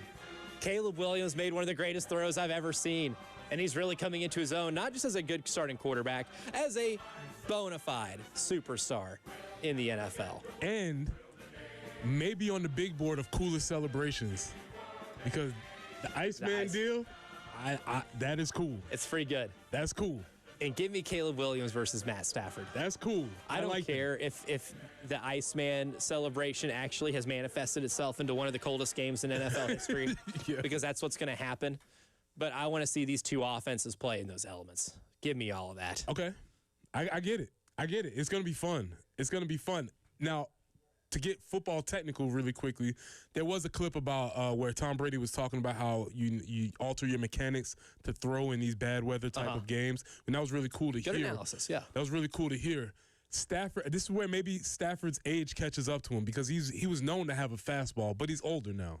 And he doesn't necessarily quite have that thing, whereas Caleb has it. He's young, and he has the firepower in his arm to get – it's physics. The air gets denser. It's tougher to throw the ball. All of those types of things. Wind, gust. You're going to need somebody with a cannon back there to get the ball to those places. And so just from a football technical aspect, that might be something that you can lean on. And then number 1 for you, Bills Broncos. No, number 1, Bills Broncos, man. We have to – Bo Nix deniers rise up. Bo Nix deniers. This is your game. It has to happen, man, because if it doesn't, I might have to reconsider the way I've spent my life. I have to look at it and say, like, maybe I've been wrong this whole time. That's a game that could lead to the radicalization of Preston's Bo Nix trutherism.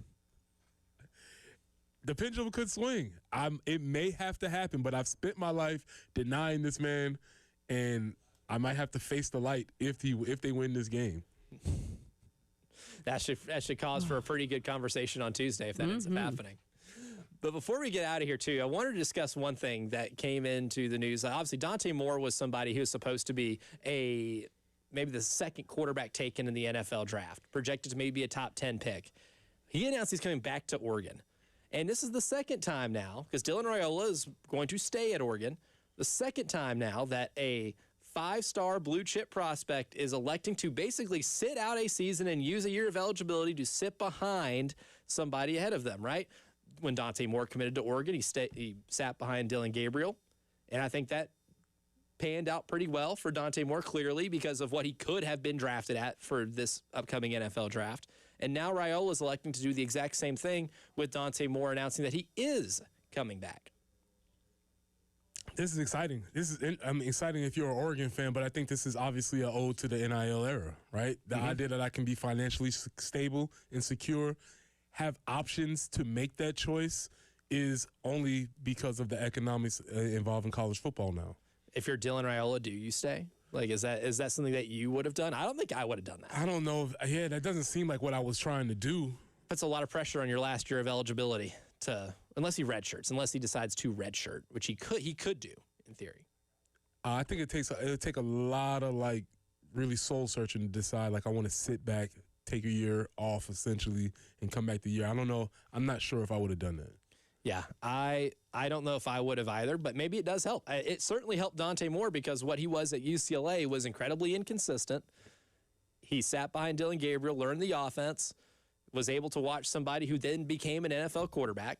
Now, will Dylan Gabriel ever be a full-time starter in the NFL? No.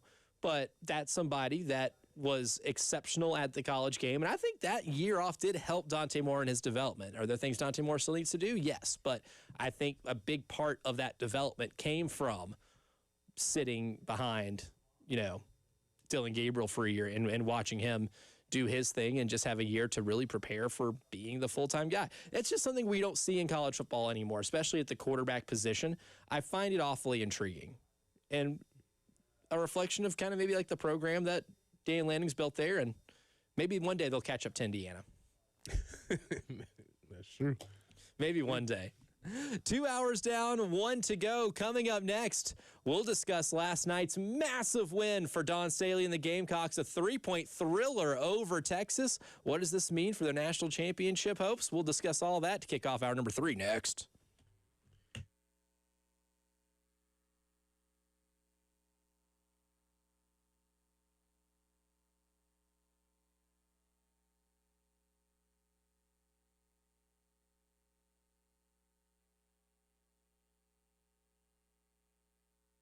Pressing in for our friends at Absolute Glass, the premier glass company of the Midlands, offering auto, home, and business glass repair. So if your glass is damaged, shattered, cracked, or broken, they can handle the job. If it's a cracked windshield, that's no problem. They'll come out to your location and they'll replace it for you, usually for free, and they work directly with the insurance to take away the headache. That's right. They'll come out to wherever you are. School, home, work, it does not matter. Absolute Glass will come out to you and take care of the job for you. Now, if you're at home, you're looking to increase the value of your home, Absolute Glass can take care of that for you too. Windows, mirrors, shower enclosures. Say it all the time. If you can see through it, Ray and Marianne at Absolute Glass can do it. So check them out online at AbsoluteGlassInc.com. That's online at AbsoluteGlassInc.com.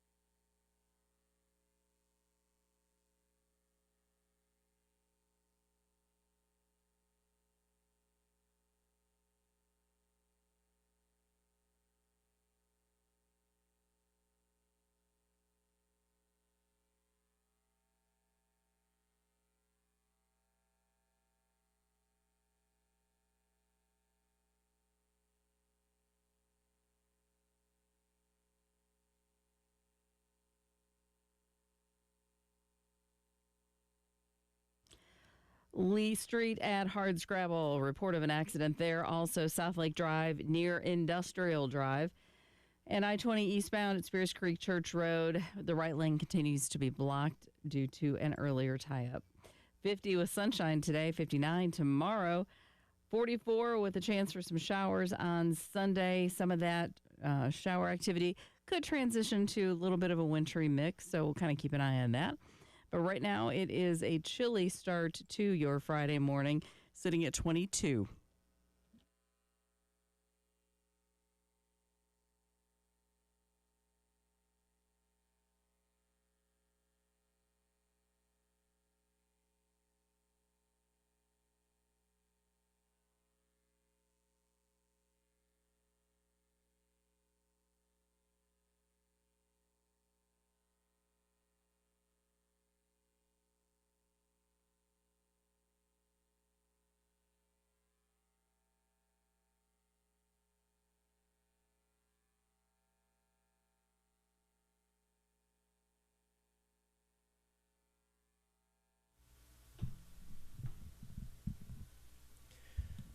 Hour number 3 of the early game, also known as the early game third and long hour, starts right now. I'm Elijah Campbell. He's Preston Thorne. She's Jen Jensen. Our man Thomas is back in the production studio here in Studio 803, working on the YouTube stream for us. And what we are talking about to kick off the third and long hour is South Carolina's thrilling win last night against Texas in women's basketball. It was a top 5 showdown at CLA.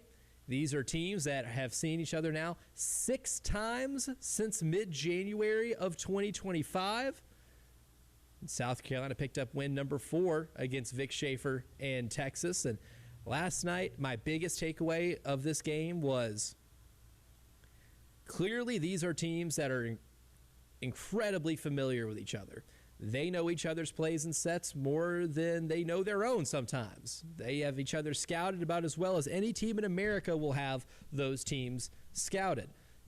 Texas was able to throw in a little bit of wrinkle in terms of how they applied full court pressure last night, but ultimately, despite the turnovers, despite the slow start offensively, despite the bad shooting night in the paint, South Carolina made the plays needed to win that game and ultimately came away with a very hard-fought victory, the banner win so far of the 2025-2026 season. Yeah, huge opportunity, and they stepped up and filled that role. The big players, the senior leadership stepped up in Raven. The best player in Joyce stepped up and did not have a great game. However, when it was time to make free throws, she did it, played defense, all of those things. But, as you was talking, I think what's most intriguing to me about this rivalry is that it's purely a basketball rivalry. Yes. There's not any, and I love all the narratives. I love that stuff. That to me, that's a lot of the reason why I'm there. I love all of that, but it's not there. The coaches clearly respect each other. They have a genuine, and you can see when they talk with each other, they have a genuine like or at least appreciation for each other. The players on the court play hard against each other, but there's no necessarily animosity towards them. It's just 100% competitiveness. And I think that's what's really unique about this particular rivalry is that it's on court. It's all ball. That's all it is. Mm-hmm. And to your point, you play somebody 6 times, I know exactly what you're about to do.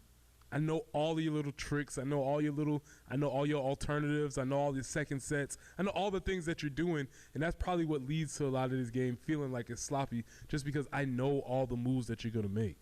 One of my favorite adjustments, I talked about Vic Schaefer's adjustment going into last night's game. They started it pretty early with the full court pressure. Defensively, if you watch what South Carolina did in the last few possessions where they got their stops, right, or forced a tough shot, when Texas was running a lot of their players, whether it be Madison Booker, Jordan Lee fouled out before kind of crunch time.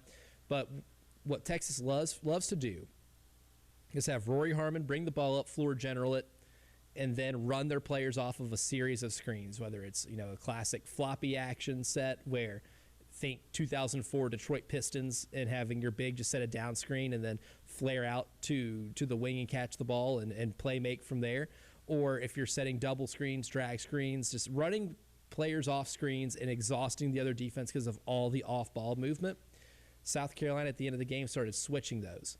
As opposed to having one player chase, whether it's Tessa Johnson chasing Madison Booker or Raven Johnson chasing Madison Booker or Agat McKeer, Gotti as they call her. I love that nickname. chasing Madison Booker off screens. They just switched it and made it a whole lot harder. That was an in-game adjustment throughout the course of the game that I saw where I said, okay, that's savvy. Maybe you haven't been doing that the previous 5 meetings, but in the fourth quarter when things got really tight, when it was tied with 5 minutes to go, when we took our last media timeout, it was a savvy adjustment. I think the thing is, in a game like this, now that I think Texas is much better than last year, I think they have improved. I think them retaining pretty much almost the entire roster, it feels like, getting older, being more experienced. They have played 2 games now against South Carolina where they were 1-possession games. And if you go back and look at last year, the game here was a blowout. The game in Greenville for the SEC title was a blowout. The Final Four ended up being a blowout late. I think that was a byproduct of South Carolina just being a much better team. Texas improved. They got better. They have stepped up in a variety of different ways. Now we have 2 games this season where Texas won on a last-second shot, clearly a 1-possession game, and now South Carolina has won a 1-possession game. These things come down to 1 or 2 possessions each game, and South Carolina, quite frankly, just made more plays in that last 5-minute stretch when it comes to Medina Okot hitting an open 3, only her 3rd made 3 of the season, or when it came time to Joyce Edwards hitting a couple clutch free throws late, despite her being 3 for 11 from the field before those free throws.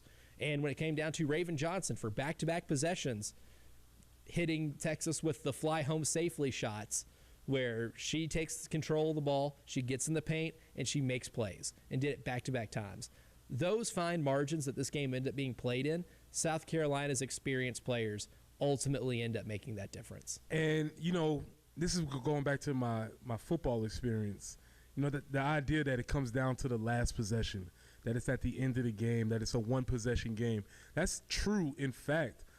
But that's true in theory, but in fact, you never know when that possession is going to happen. And that's what makes the game so intriguing to watch, because that one possession could have been the three-pointer that was hit, or it could have been the block that Joyce made, or it could have been, it can happen at any point in the game. Yes, we see the end result, but every possession is contested and is competitive throughout the amount of the game. And so if you were to move forward, I'm sure both coaches are going to show this. It's like, hey, 20 turnovers is not going to cut it. No. Because if yes, we know each other, we expect there's going to be a level of sloppiness, but if one team has 17 turnovers, another team has 20, that could be the difference in the game. Yeah. There could be a large difference in a game where the margin's so tight. So that would be the only thing moving forward against this team specifically, is that you're going to have to just value the ball a little bit more. Because there were a lot of turnovers where it was, okay, Texas is starting to full court press you now. They know exactly what it is you're trying to do to be able to get the ball in. That's going to force some turnovers. But there were, to that point too, turnovers in that game that were avoidable, that were sloppy passes, right? I think Medina Okot, before being the hero of the game and making that three, had a couple of turnovers where the pass was there. It was the right pass. But to quote Bob Uecker in Major League, it was just a bit outside, right? Those things are practicable. Those things that you can fix, right? And I do think if South Carolina wants to be able to reclaim their spot as the top program in women's college basketball, which ultimately you're going to have to beat UConn to do it, you got to be a better, more accurate passing team, right? And that comes from your bigs, too. I'm not talking about Tania Latson or Raven Johnson. I'm talking specifically about Medina Okot, Joyce Edwards. Because if you look at them last night, the two of them, Joyce, 0 assists, 6 turnovers. Medina Okot, 1 assist, 3 turnovers. They combined for 1 assist and 9 turnovers in that game. And it's for a lot of those, I think they made the right pass. You just didn't make it accurately. If you are to get double teamed in the post and you're going to kick it out to a three-point shooter, make sure that ball is in the shooting pocket, right? Make sure Tessa, Tania, Raven, whoever has to be the recipient of that pass, doesn't have to make a step over to the right or to the left to catch the ball. Make sure they don't have to jump to catch the ball. Make sure that ball is put right in the shooter's pocket so it's an easy catch and shoot, and that creates better threes. It creates more open threes, right? It creates better looks that are going to have a higher probability of going in, and most importantly, they end in a shot. The bare minimum should be that pass ends your possession in a shot. And there were 20 instances last night where South Carolina had a possession that did not see them put up a shot. And I think once you get into if you get into a scenario with UConn or some of the other better teams in women's college basketball, Texas again, because more than likely, I think you will end up seeing them in Greenville in just a few short months.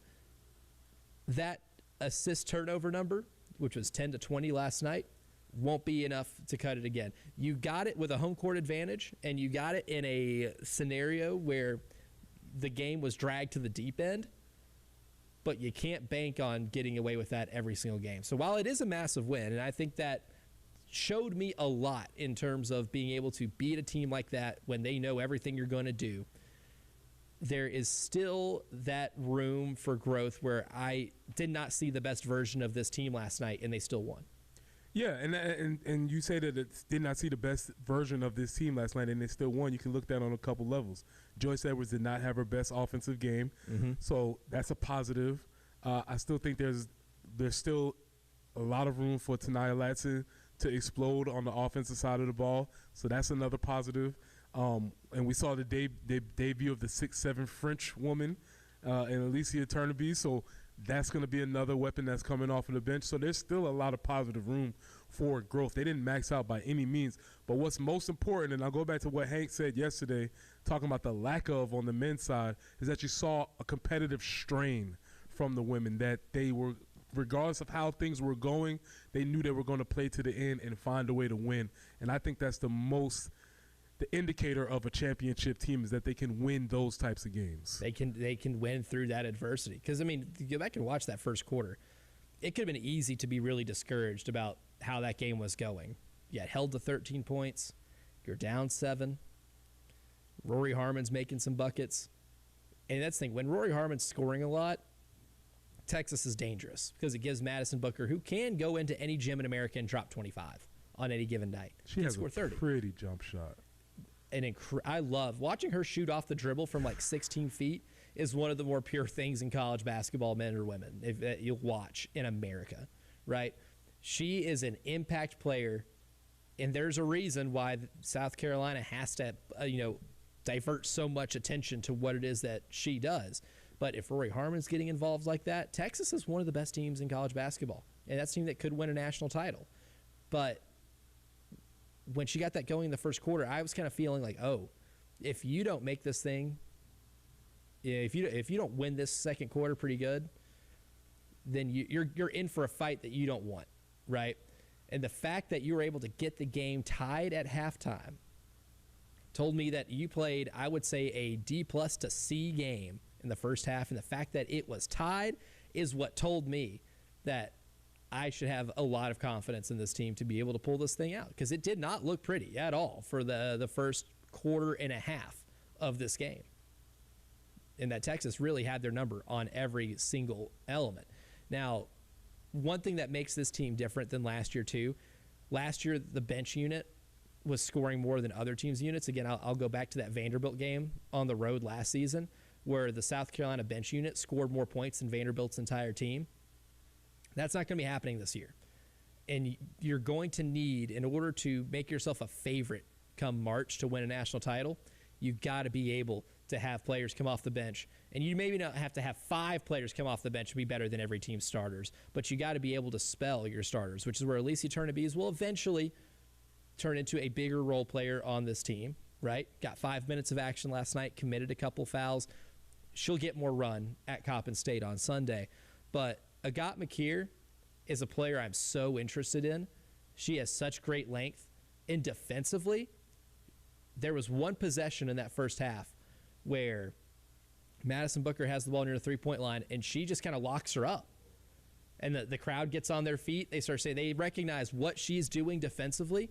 If you have a true freshman in a game like that you can put on that type of score and feel confident that she can stay in front of her, while also be able to give you a little something offensively. She ended up shipping in 8 points last night too. That is a step in the right direction of making this a deeper team. Now, all 5 starters did score in double figures, and any of these 5 starters can go for 20 on any given night, which I think is a luxury on its own. But learning that you can trust a true freshman off the bench in that spot makes me feel really good about the progression of this team. That possession, I think, is indicative of the whole phenomenon of that Coach Staley has created in Columbia, because there was no fan base for women's basketball. Then there became a fan base, but it became like a social thing, and we're here for the fams and all that. And then it's turned to, oh no, these people know ball. Yeah, they're watching a defensive possession like that, and they got about as loud as they did for any offensive possession. And I think that is what you dream about creating, is a fan base who shows up and knows ball and appreciates little things like that. I got fired up watching that possession. I mean, she locked her up, and the stat lines may not be eye-popping, but she is going to turn herself into a really good asset for this team and for this program years into the future. But coming up next, we'll discuss the College Football Playoff National Championship, because the next time you hear from us, we will have a national champion. What do we think about this game? What are our expectations? We discuss that next here in the early game.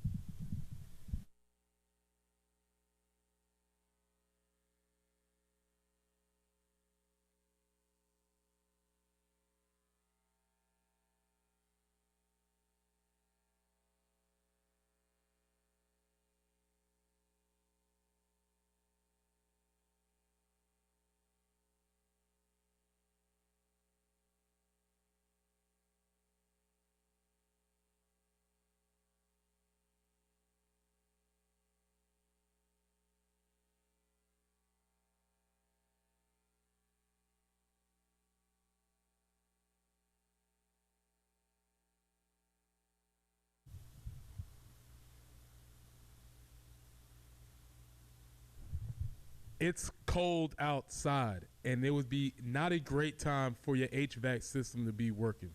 That's why you need to call the folks at AAA Heating and Air. Days like today are the days where you don't have to worry about your system conking out or failing you. You can be thankful that you rely on the services of AAA Heating and Air. And you can rely on them for 15 years, which is part of a 15-year parts and labor guarantee. 15 years, that's a long-term peace of mind for your building, your staff, and the people that you serve. AAA Heating and Air specializes in helping small businesses and light commercial spaces stay comfortable year-round with local experts that you can trust. Getting started is easy. Just call them at AAA Heating and Air for a quote, or visit or call AAAtoday.com. And when you call them, tell them that Preston from the 107.5 The Game sent you. Again, that's AAA Heating and Air. Comfort you can count on.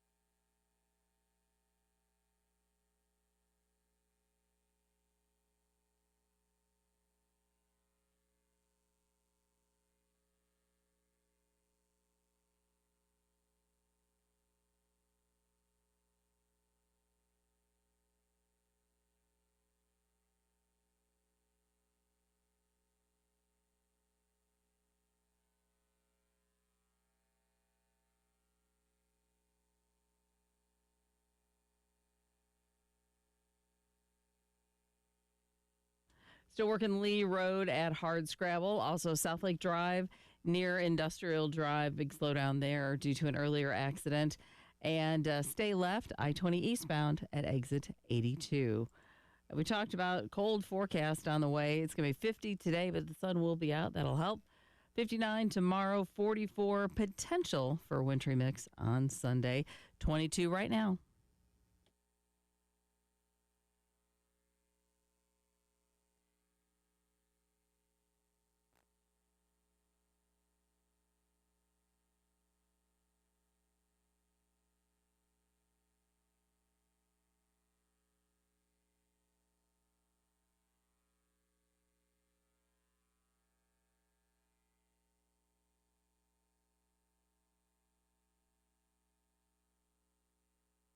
On Monday night in Miami, we will crown a national champion in college football. We've been talking about this great sport, well, really nonstop. There really is no time that we start talking about it because the conversation about college football never ends. But when it comes to putting a bow on the 2025-2026 college football season, we crown a champion. And no matter how the game ends, whether it's Indiana winning or whether it's Miami winning, we're going to have an incredible story. In our show grid, I put down, does the fairy tale end? And during the break, Preston made a really good point of which one, right? Because there are plenty of fairy tale stories here that are alive in this game, right? Whether it be a coronation of Mario Cristobal, a vindication of Carson Beck's career, whether it's the completion of the greatest turnaround in college football history, whether it's a quarterback like Fernando Mendoza, who is from Miami, playing this game in Miami against Miami and didn't get a look from Miami to be the starting quarterback. And that's why he played at Cal, right? A Miami kid in this game is a pretty big deal. So we'll look at all of those storylines. How do those fairy tales end? Which ones get the hallmark ending, right? And first, I want to start off with that turnaround that I alluded to. The fact that I'm sitting here as a professional in this industry talking about Indiana winning a national championship in football disturbs me. It jars me to my core. Oh, you can take comfort in nobody in the history of this profession has ever had the honor to do this. No. This is a very first time. Never thought I would be saying these type of words or sitting here and living in a reality in which Indiana football is playing for a national title. Yes, they are dominant. And if you just took the IU off the helmet and spray painted it crimson or put a Georgia G on it or put, the Ohio State silver on it, we wouldn't think twice about it. But because this is who they are and they have the history they do or lack thereof when it comes to football, it makes me really think about how remarkable this turnaround is. So the first fairy tale storyline here, does Indiana pull off officially? I think it's already at the greatest single, two-season turnaround in the history of college sports. But do they put a nice fancy bow on it and become the first team to be 16-0 and win a college football FBS championship? I think they do. Okay. And I think they do also, but the counter narrative is that they go against a traditional college football powerhouse, one that has a logo, one that has all the prestige, all of the players, all of the things that are with them. But the caveat is that powerhouse has not won a national championship in 25 years. And so you have this team that is coming back from the depths. The joke maybe actually can be said. The U is actually back. Mm-hmm. We've had this discussion every 3 years for the past 25 years. Is the U back? Is the U back? Yes. The answer is yes. They are back. And so that's another narrative. Does the traditional powerhouse finally make their way back to the championship? That's another That's another fairy tale ending. Because you know what Miami's going to have on their sidelines that Indiana won't? Guys like Michael Irvin, Edgerrin James, Ray Lewis. Yes. Indiana is not having trouble fielding ticket requests from their NFL alum. Right. If the Bears lose this weekend, maybe you have Antoine Randall L. Antoine, you want all of these tickets? We got 50 of them. You can have them all. Bring whoever. We don't care, right? That's the one thing that's going to be so fun watching this game. And then in terms of storylines, too, does a fairy tale ending of an undersized defensive line get yet another massive NFL-sized offensive line, right? How many times this year have I seen somebody compare one team's offensive line in terms of their size and then look at the average size of the Indiana defensive lineman and say, oh, this has to be a mismatch, right? We've heard that all season long, whether it's the 2 times they played Oregon, whether it's when they played Ohio State, or whether it's when they played Alabama in the Rose Bowl. It has not mattered one bit. Even when they played Iowa, is this the game that Indiana slips up because Iowa's got this massive offensive line? But Indiana, what they do is they stunt, they twist, they do all these things on the defensive line better than anybody else, and they do it aggressively. And it doesn't matter how big other teams' offensive lines have been this year. They haven't been able to keep Indiana out of their backfield. And it's one of those things, too, where if they are able to win this game, that proves that you don't have to have the biggest defensive line.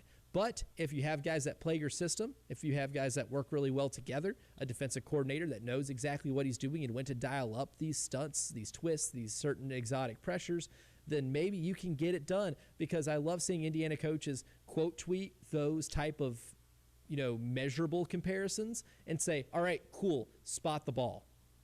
Like, line up, let's play then. We'll see, A gap, we'll see you there, That mentality is something I've loved about this Indiana team. They have a chance to prove it again against a Miami offensive line that is massive and has a couple of NFL dudes on it. They have a couple of NFL dudes in because they've built their image around their coach, who's an offensive line dude, who's also from Miami, Cuban, back home, coaching his alum, coaching his university. Even those stories. But when you were talking about the offense, I would be remiss if I didn't mention that all those twists and fronts would be cool, but Miami has a dude on the outside. His name is Malachi Tony, and he's a freshman. And he's a freshman from where? Miami. He's a freshman from Miami. He was overlooked, the 3-star kid. He's too small. Can he play at this level? To the tune of 99 catches this year. That's called throwing the ball to your dude. And let him work his magic once the ball's in his hand. Again, a hometown guy taken through high school recruiting, has a chance to win the national championship in his hometown. What bigger fairy tale is that? It's fantastic. And you know what? One of my favorite things about the NCAA basketball tournament is that, there are schools that you wouldn't traditionally say are Cinderellas, right? Because you think about Cinderella, you think about Butler going to 2 straight national championships. You think about George Mason going to a Final Four. But there are the non-traditional Cinderellas, right? Just a couple of years ago, NC State made a Final Four. And they had to win 5 games in 5 days in the ACC tournament to get there. No one would ever accuse a power conference team of being a true Cinderella. However, the beauty of sports is sometimes you get hot at the right time. And you look at this Miami team, they had a stretch where they lost to Louisville at home on a Friday night game where Carson Beck throws 4 interceptions. They go on the road to SMU, and they lose because of a dumb penalty, and again, another interception in the red zone.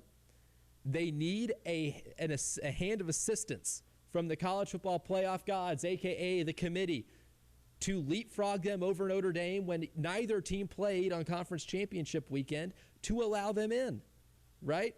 What if Duke beats Virginia? Or no, Duke did beat Virginia. What if Virginia beats Duke and ACC has that, one of the 4 highest ranked conference champions in the college football playoff? Do they leapfrog Miami over Notre Dame then? You can realistically say that they wouldn't. They needed help to get into the playoff. And ever since they've gone into the playoff, they've beaten an 11-1 SEC team on the road. They beat the defending national champion, who was also 12-1 going into that game. They beat an Ole Miss team who only had 1 loss prior to that. They have gone on an incredible run. No one will ever accuse Miami of being a Cinderella, but this type of run to where you're a 10 seed and like the last team basically chosen to get into this tournament, to be in the national championship game and winning it would be a remarkable story on its own, too. It would be an amazing story. And then there's also the counter narrative of, does Cristobal find a way to ruin the game at the end in game management situations? Well, we've seen Kurt Signetti be a master at the end of games and know how to manage his timeouts and know what exactly the right play to call and the right strategy to use, where Cristobal is the exact opposite. NFL divisional playoff round of Would You Rather coming up next here in the early game.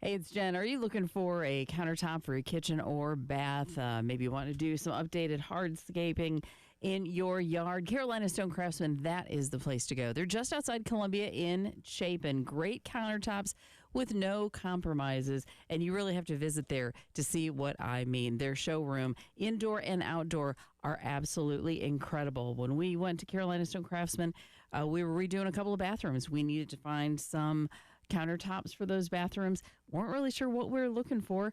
They were very helpful educating us, and then the process of getting everything measured, installation. So from start to finish, every step of the process was great. So if you are in the market for countertops for your kitchen or bath, reach out to Carolina Stone Craftsman. Tell them Jen sent you. They are family owned and operated, and they're just beyond Columbia in Chapin, and I assure you beyond your expectations. Check them out. CarolinaStoneCraftsman.com.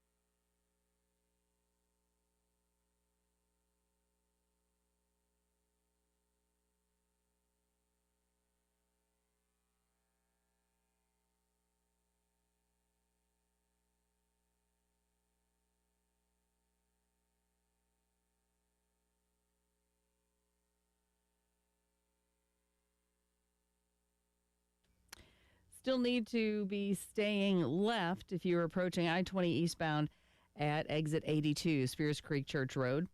And also Lee Road at Hardscrabble, still an accident in progress. Two Notch at Alpine, also Two Notch Road at Muddy Springs Road. And in Lexington, South Lake Drive near Industrial Drive. 50 with sunshine, that's what we're looking for today. 59 tomorrow. And on Sunday, that's when it gets a little bit tricky.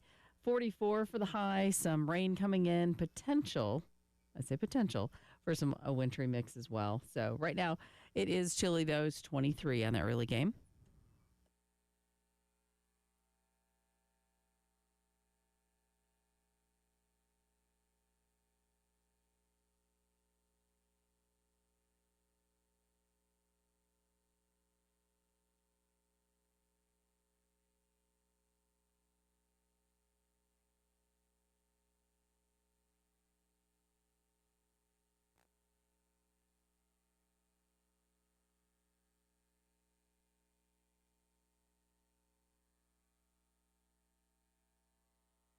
The divisional round of the NFL playoffs.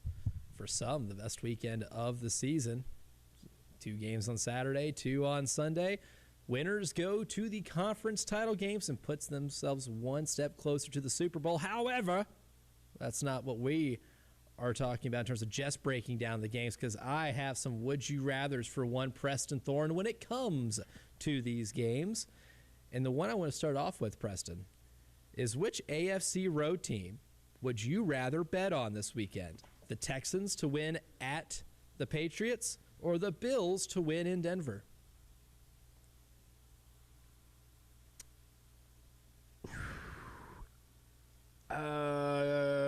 Give me the Bills to win at Denver.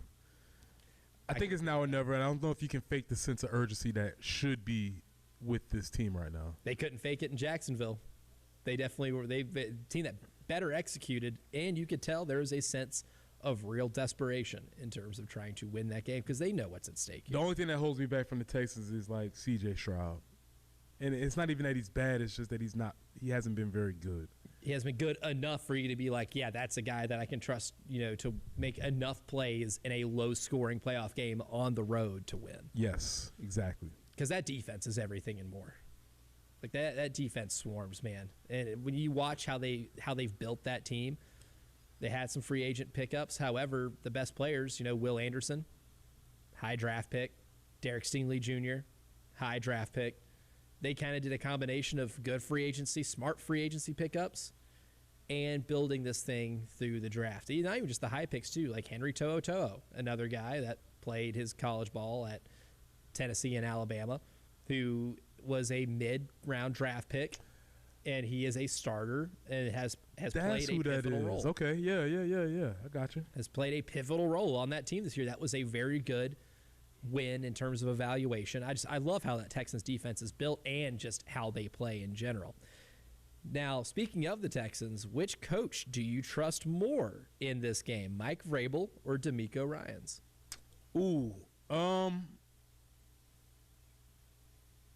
Vrabel, and it's not that I don't trust DeMeco Ryans, it's just that Vrabel has a little bit more experience in these times. As a head coach. He has a more experience in these issues. He's been to these games before. So I'll go with Vrabel, but it's not for lack of trust in DeMeco. My thing in the Vrabel-DeMeco Ryans comparison, I think DeMeco Ryans is a better builder and coacher of defense. I think he's the best in the NFL when it comes to A, identifying the talent, helping build that defense, and B, kind of molding it to his will and getting the most out of those guys defensively.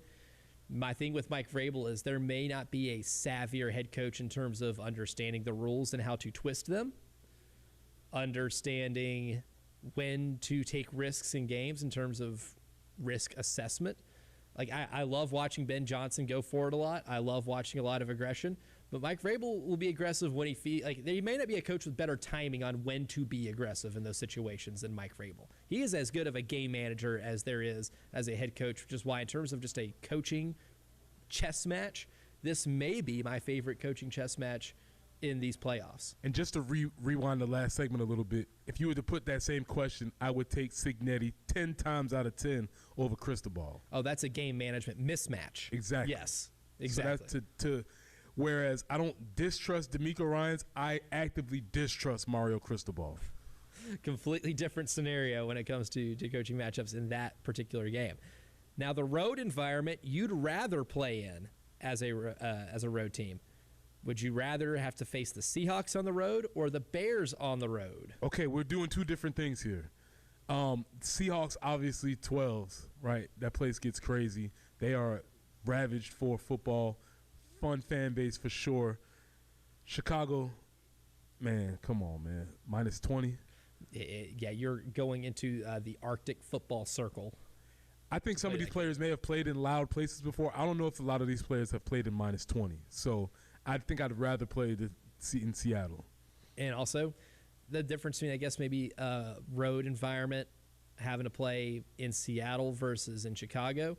The Chicago fan base a little more starved. Yeah, and they're going to be loud too. Yeah. That's the thing, right? So they got the weather and they're going to be loud. Seattle's going to be loud, but the weather will be manageable. Significantly more manageable when comparing the two ecosystems there.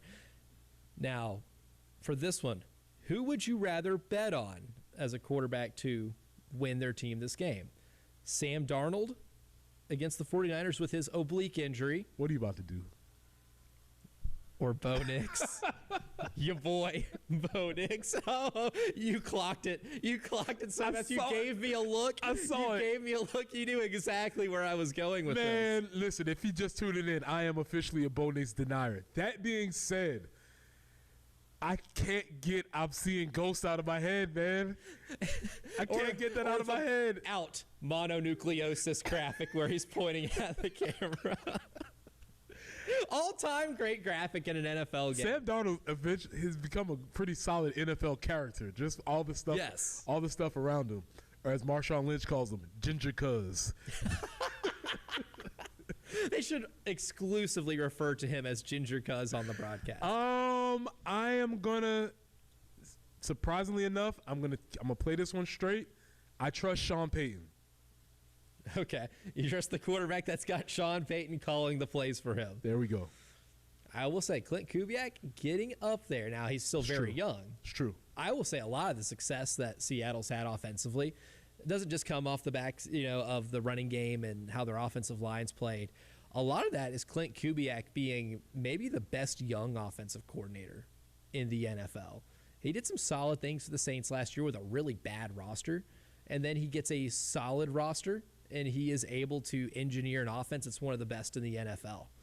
And I think that's a guy that's going to get a head coaching gig in 2-3 years, maybe this year. I don't know. As long as Sam just doesn't remember who he was, just stay right here. Don't revert. There is some big game PTSD with Sam Darnold, whether it be Week 18 last year against the Lions. That's what I'm saying. Bad game, whether it's the playoff game against the Rams, played in Arizona because of the wildfires, where he just got beaten up and had maybe one of his worst games as a professional, which in New York he had a plethora of those. Last one, the run game you'd rather have, the Bills or the Seahawks? Now, this is tough because the Seahawks have two really good running backs, and they probably run outside zone better than anybody in the NFL. The Bills have a better running back of the two and their quarterback. That's why my answer is going to be the Bills, just because if all else fails, 17.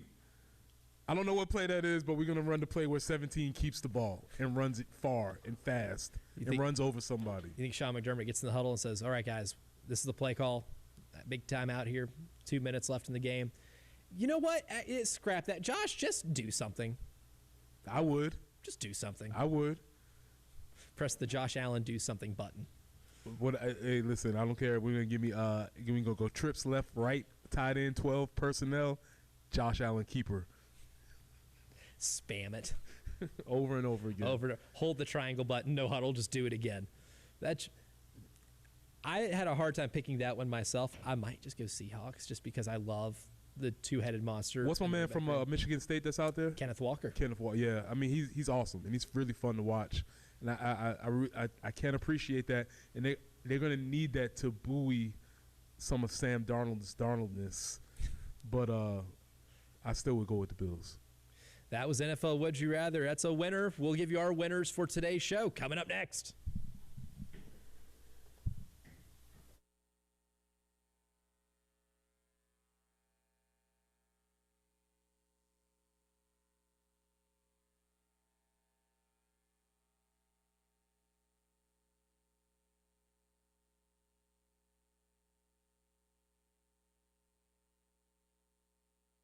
Revolve around what Preston would trust with maybe a quarterback or a run game or a coach. Well, if your situation revolves more around tax issues like personal income tax issues or business tax issues, there is no would you rather because there's only one answer for you, and that is to put that trust in the Ecton Law Firm with John Ecton and his team, who have been providing proven local solutions that have helped thousands of families and businesses just like yours escape that IRS maze with whatever specific tax issue you are dealing with. You can give them a call at 803-771-9800. Be able to get that free consultation with John and his team at the Ecton Law Firm.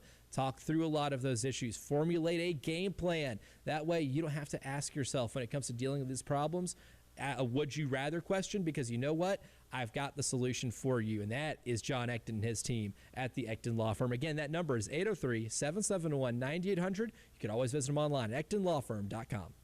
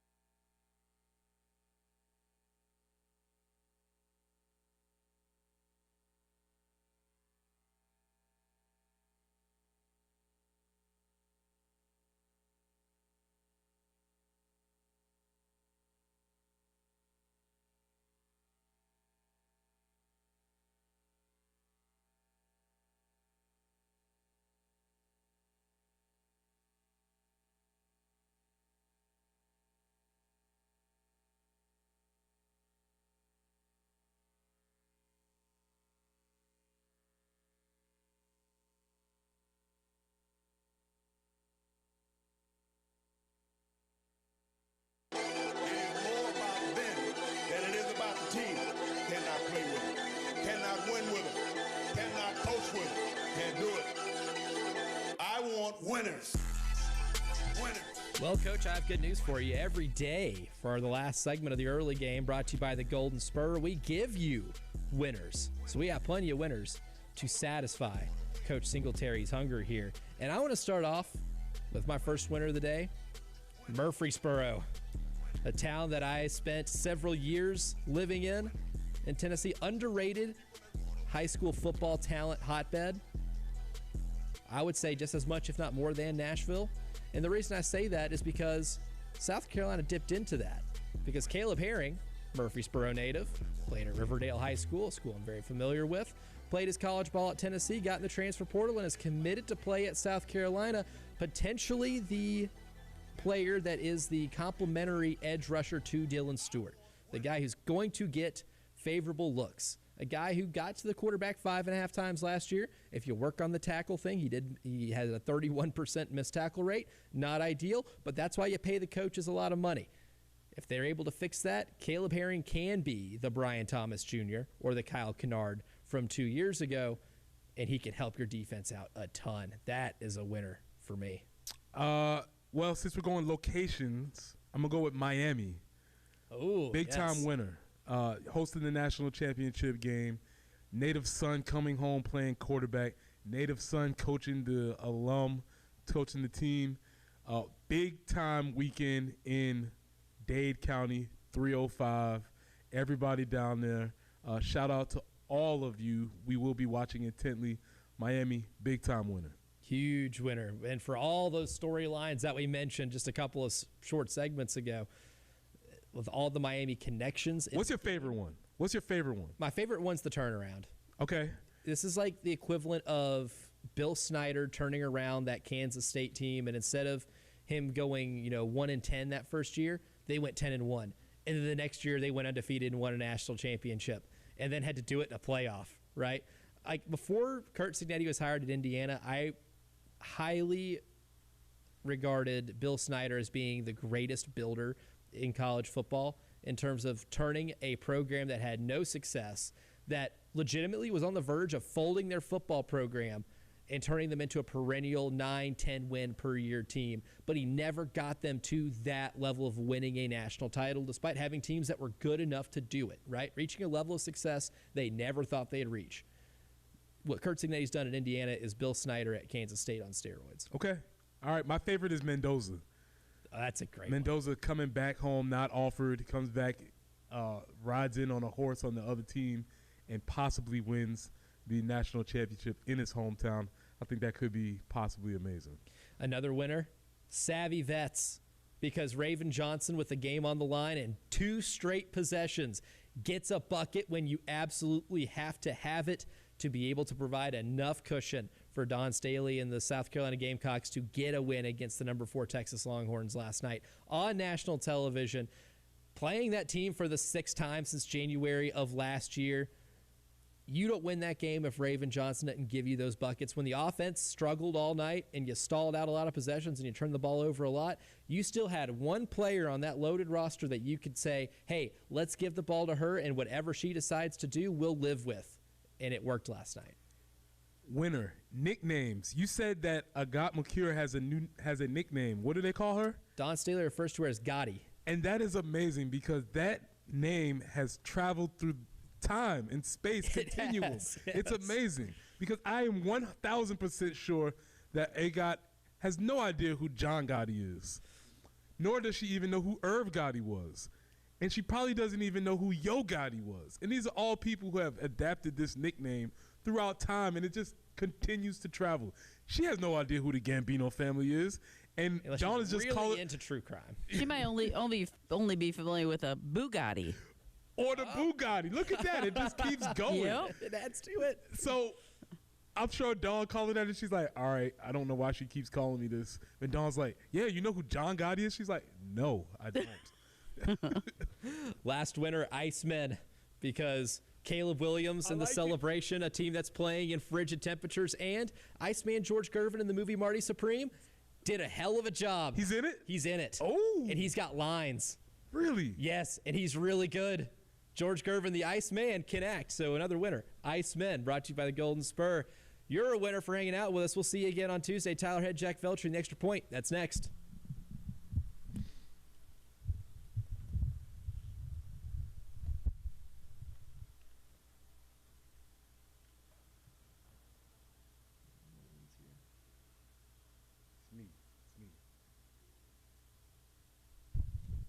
All right, guys, feeling like you lost the edge? Maybe brain fog's got you struggling to focus? Are you working out and not getting the results that you're used to? Well, there's a reason that you're not feeling like yourself, and it might be low testosterone. But you don't just have to live with it. You can call Dr. Dan Boatnight, who's a local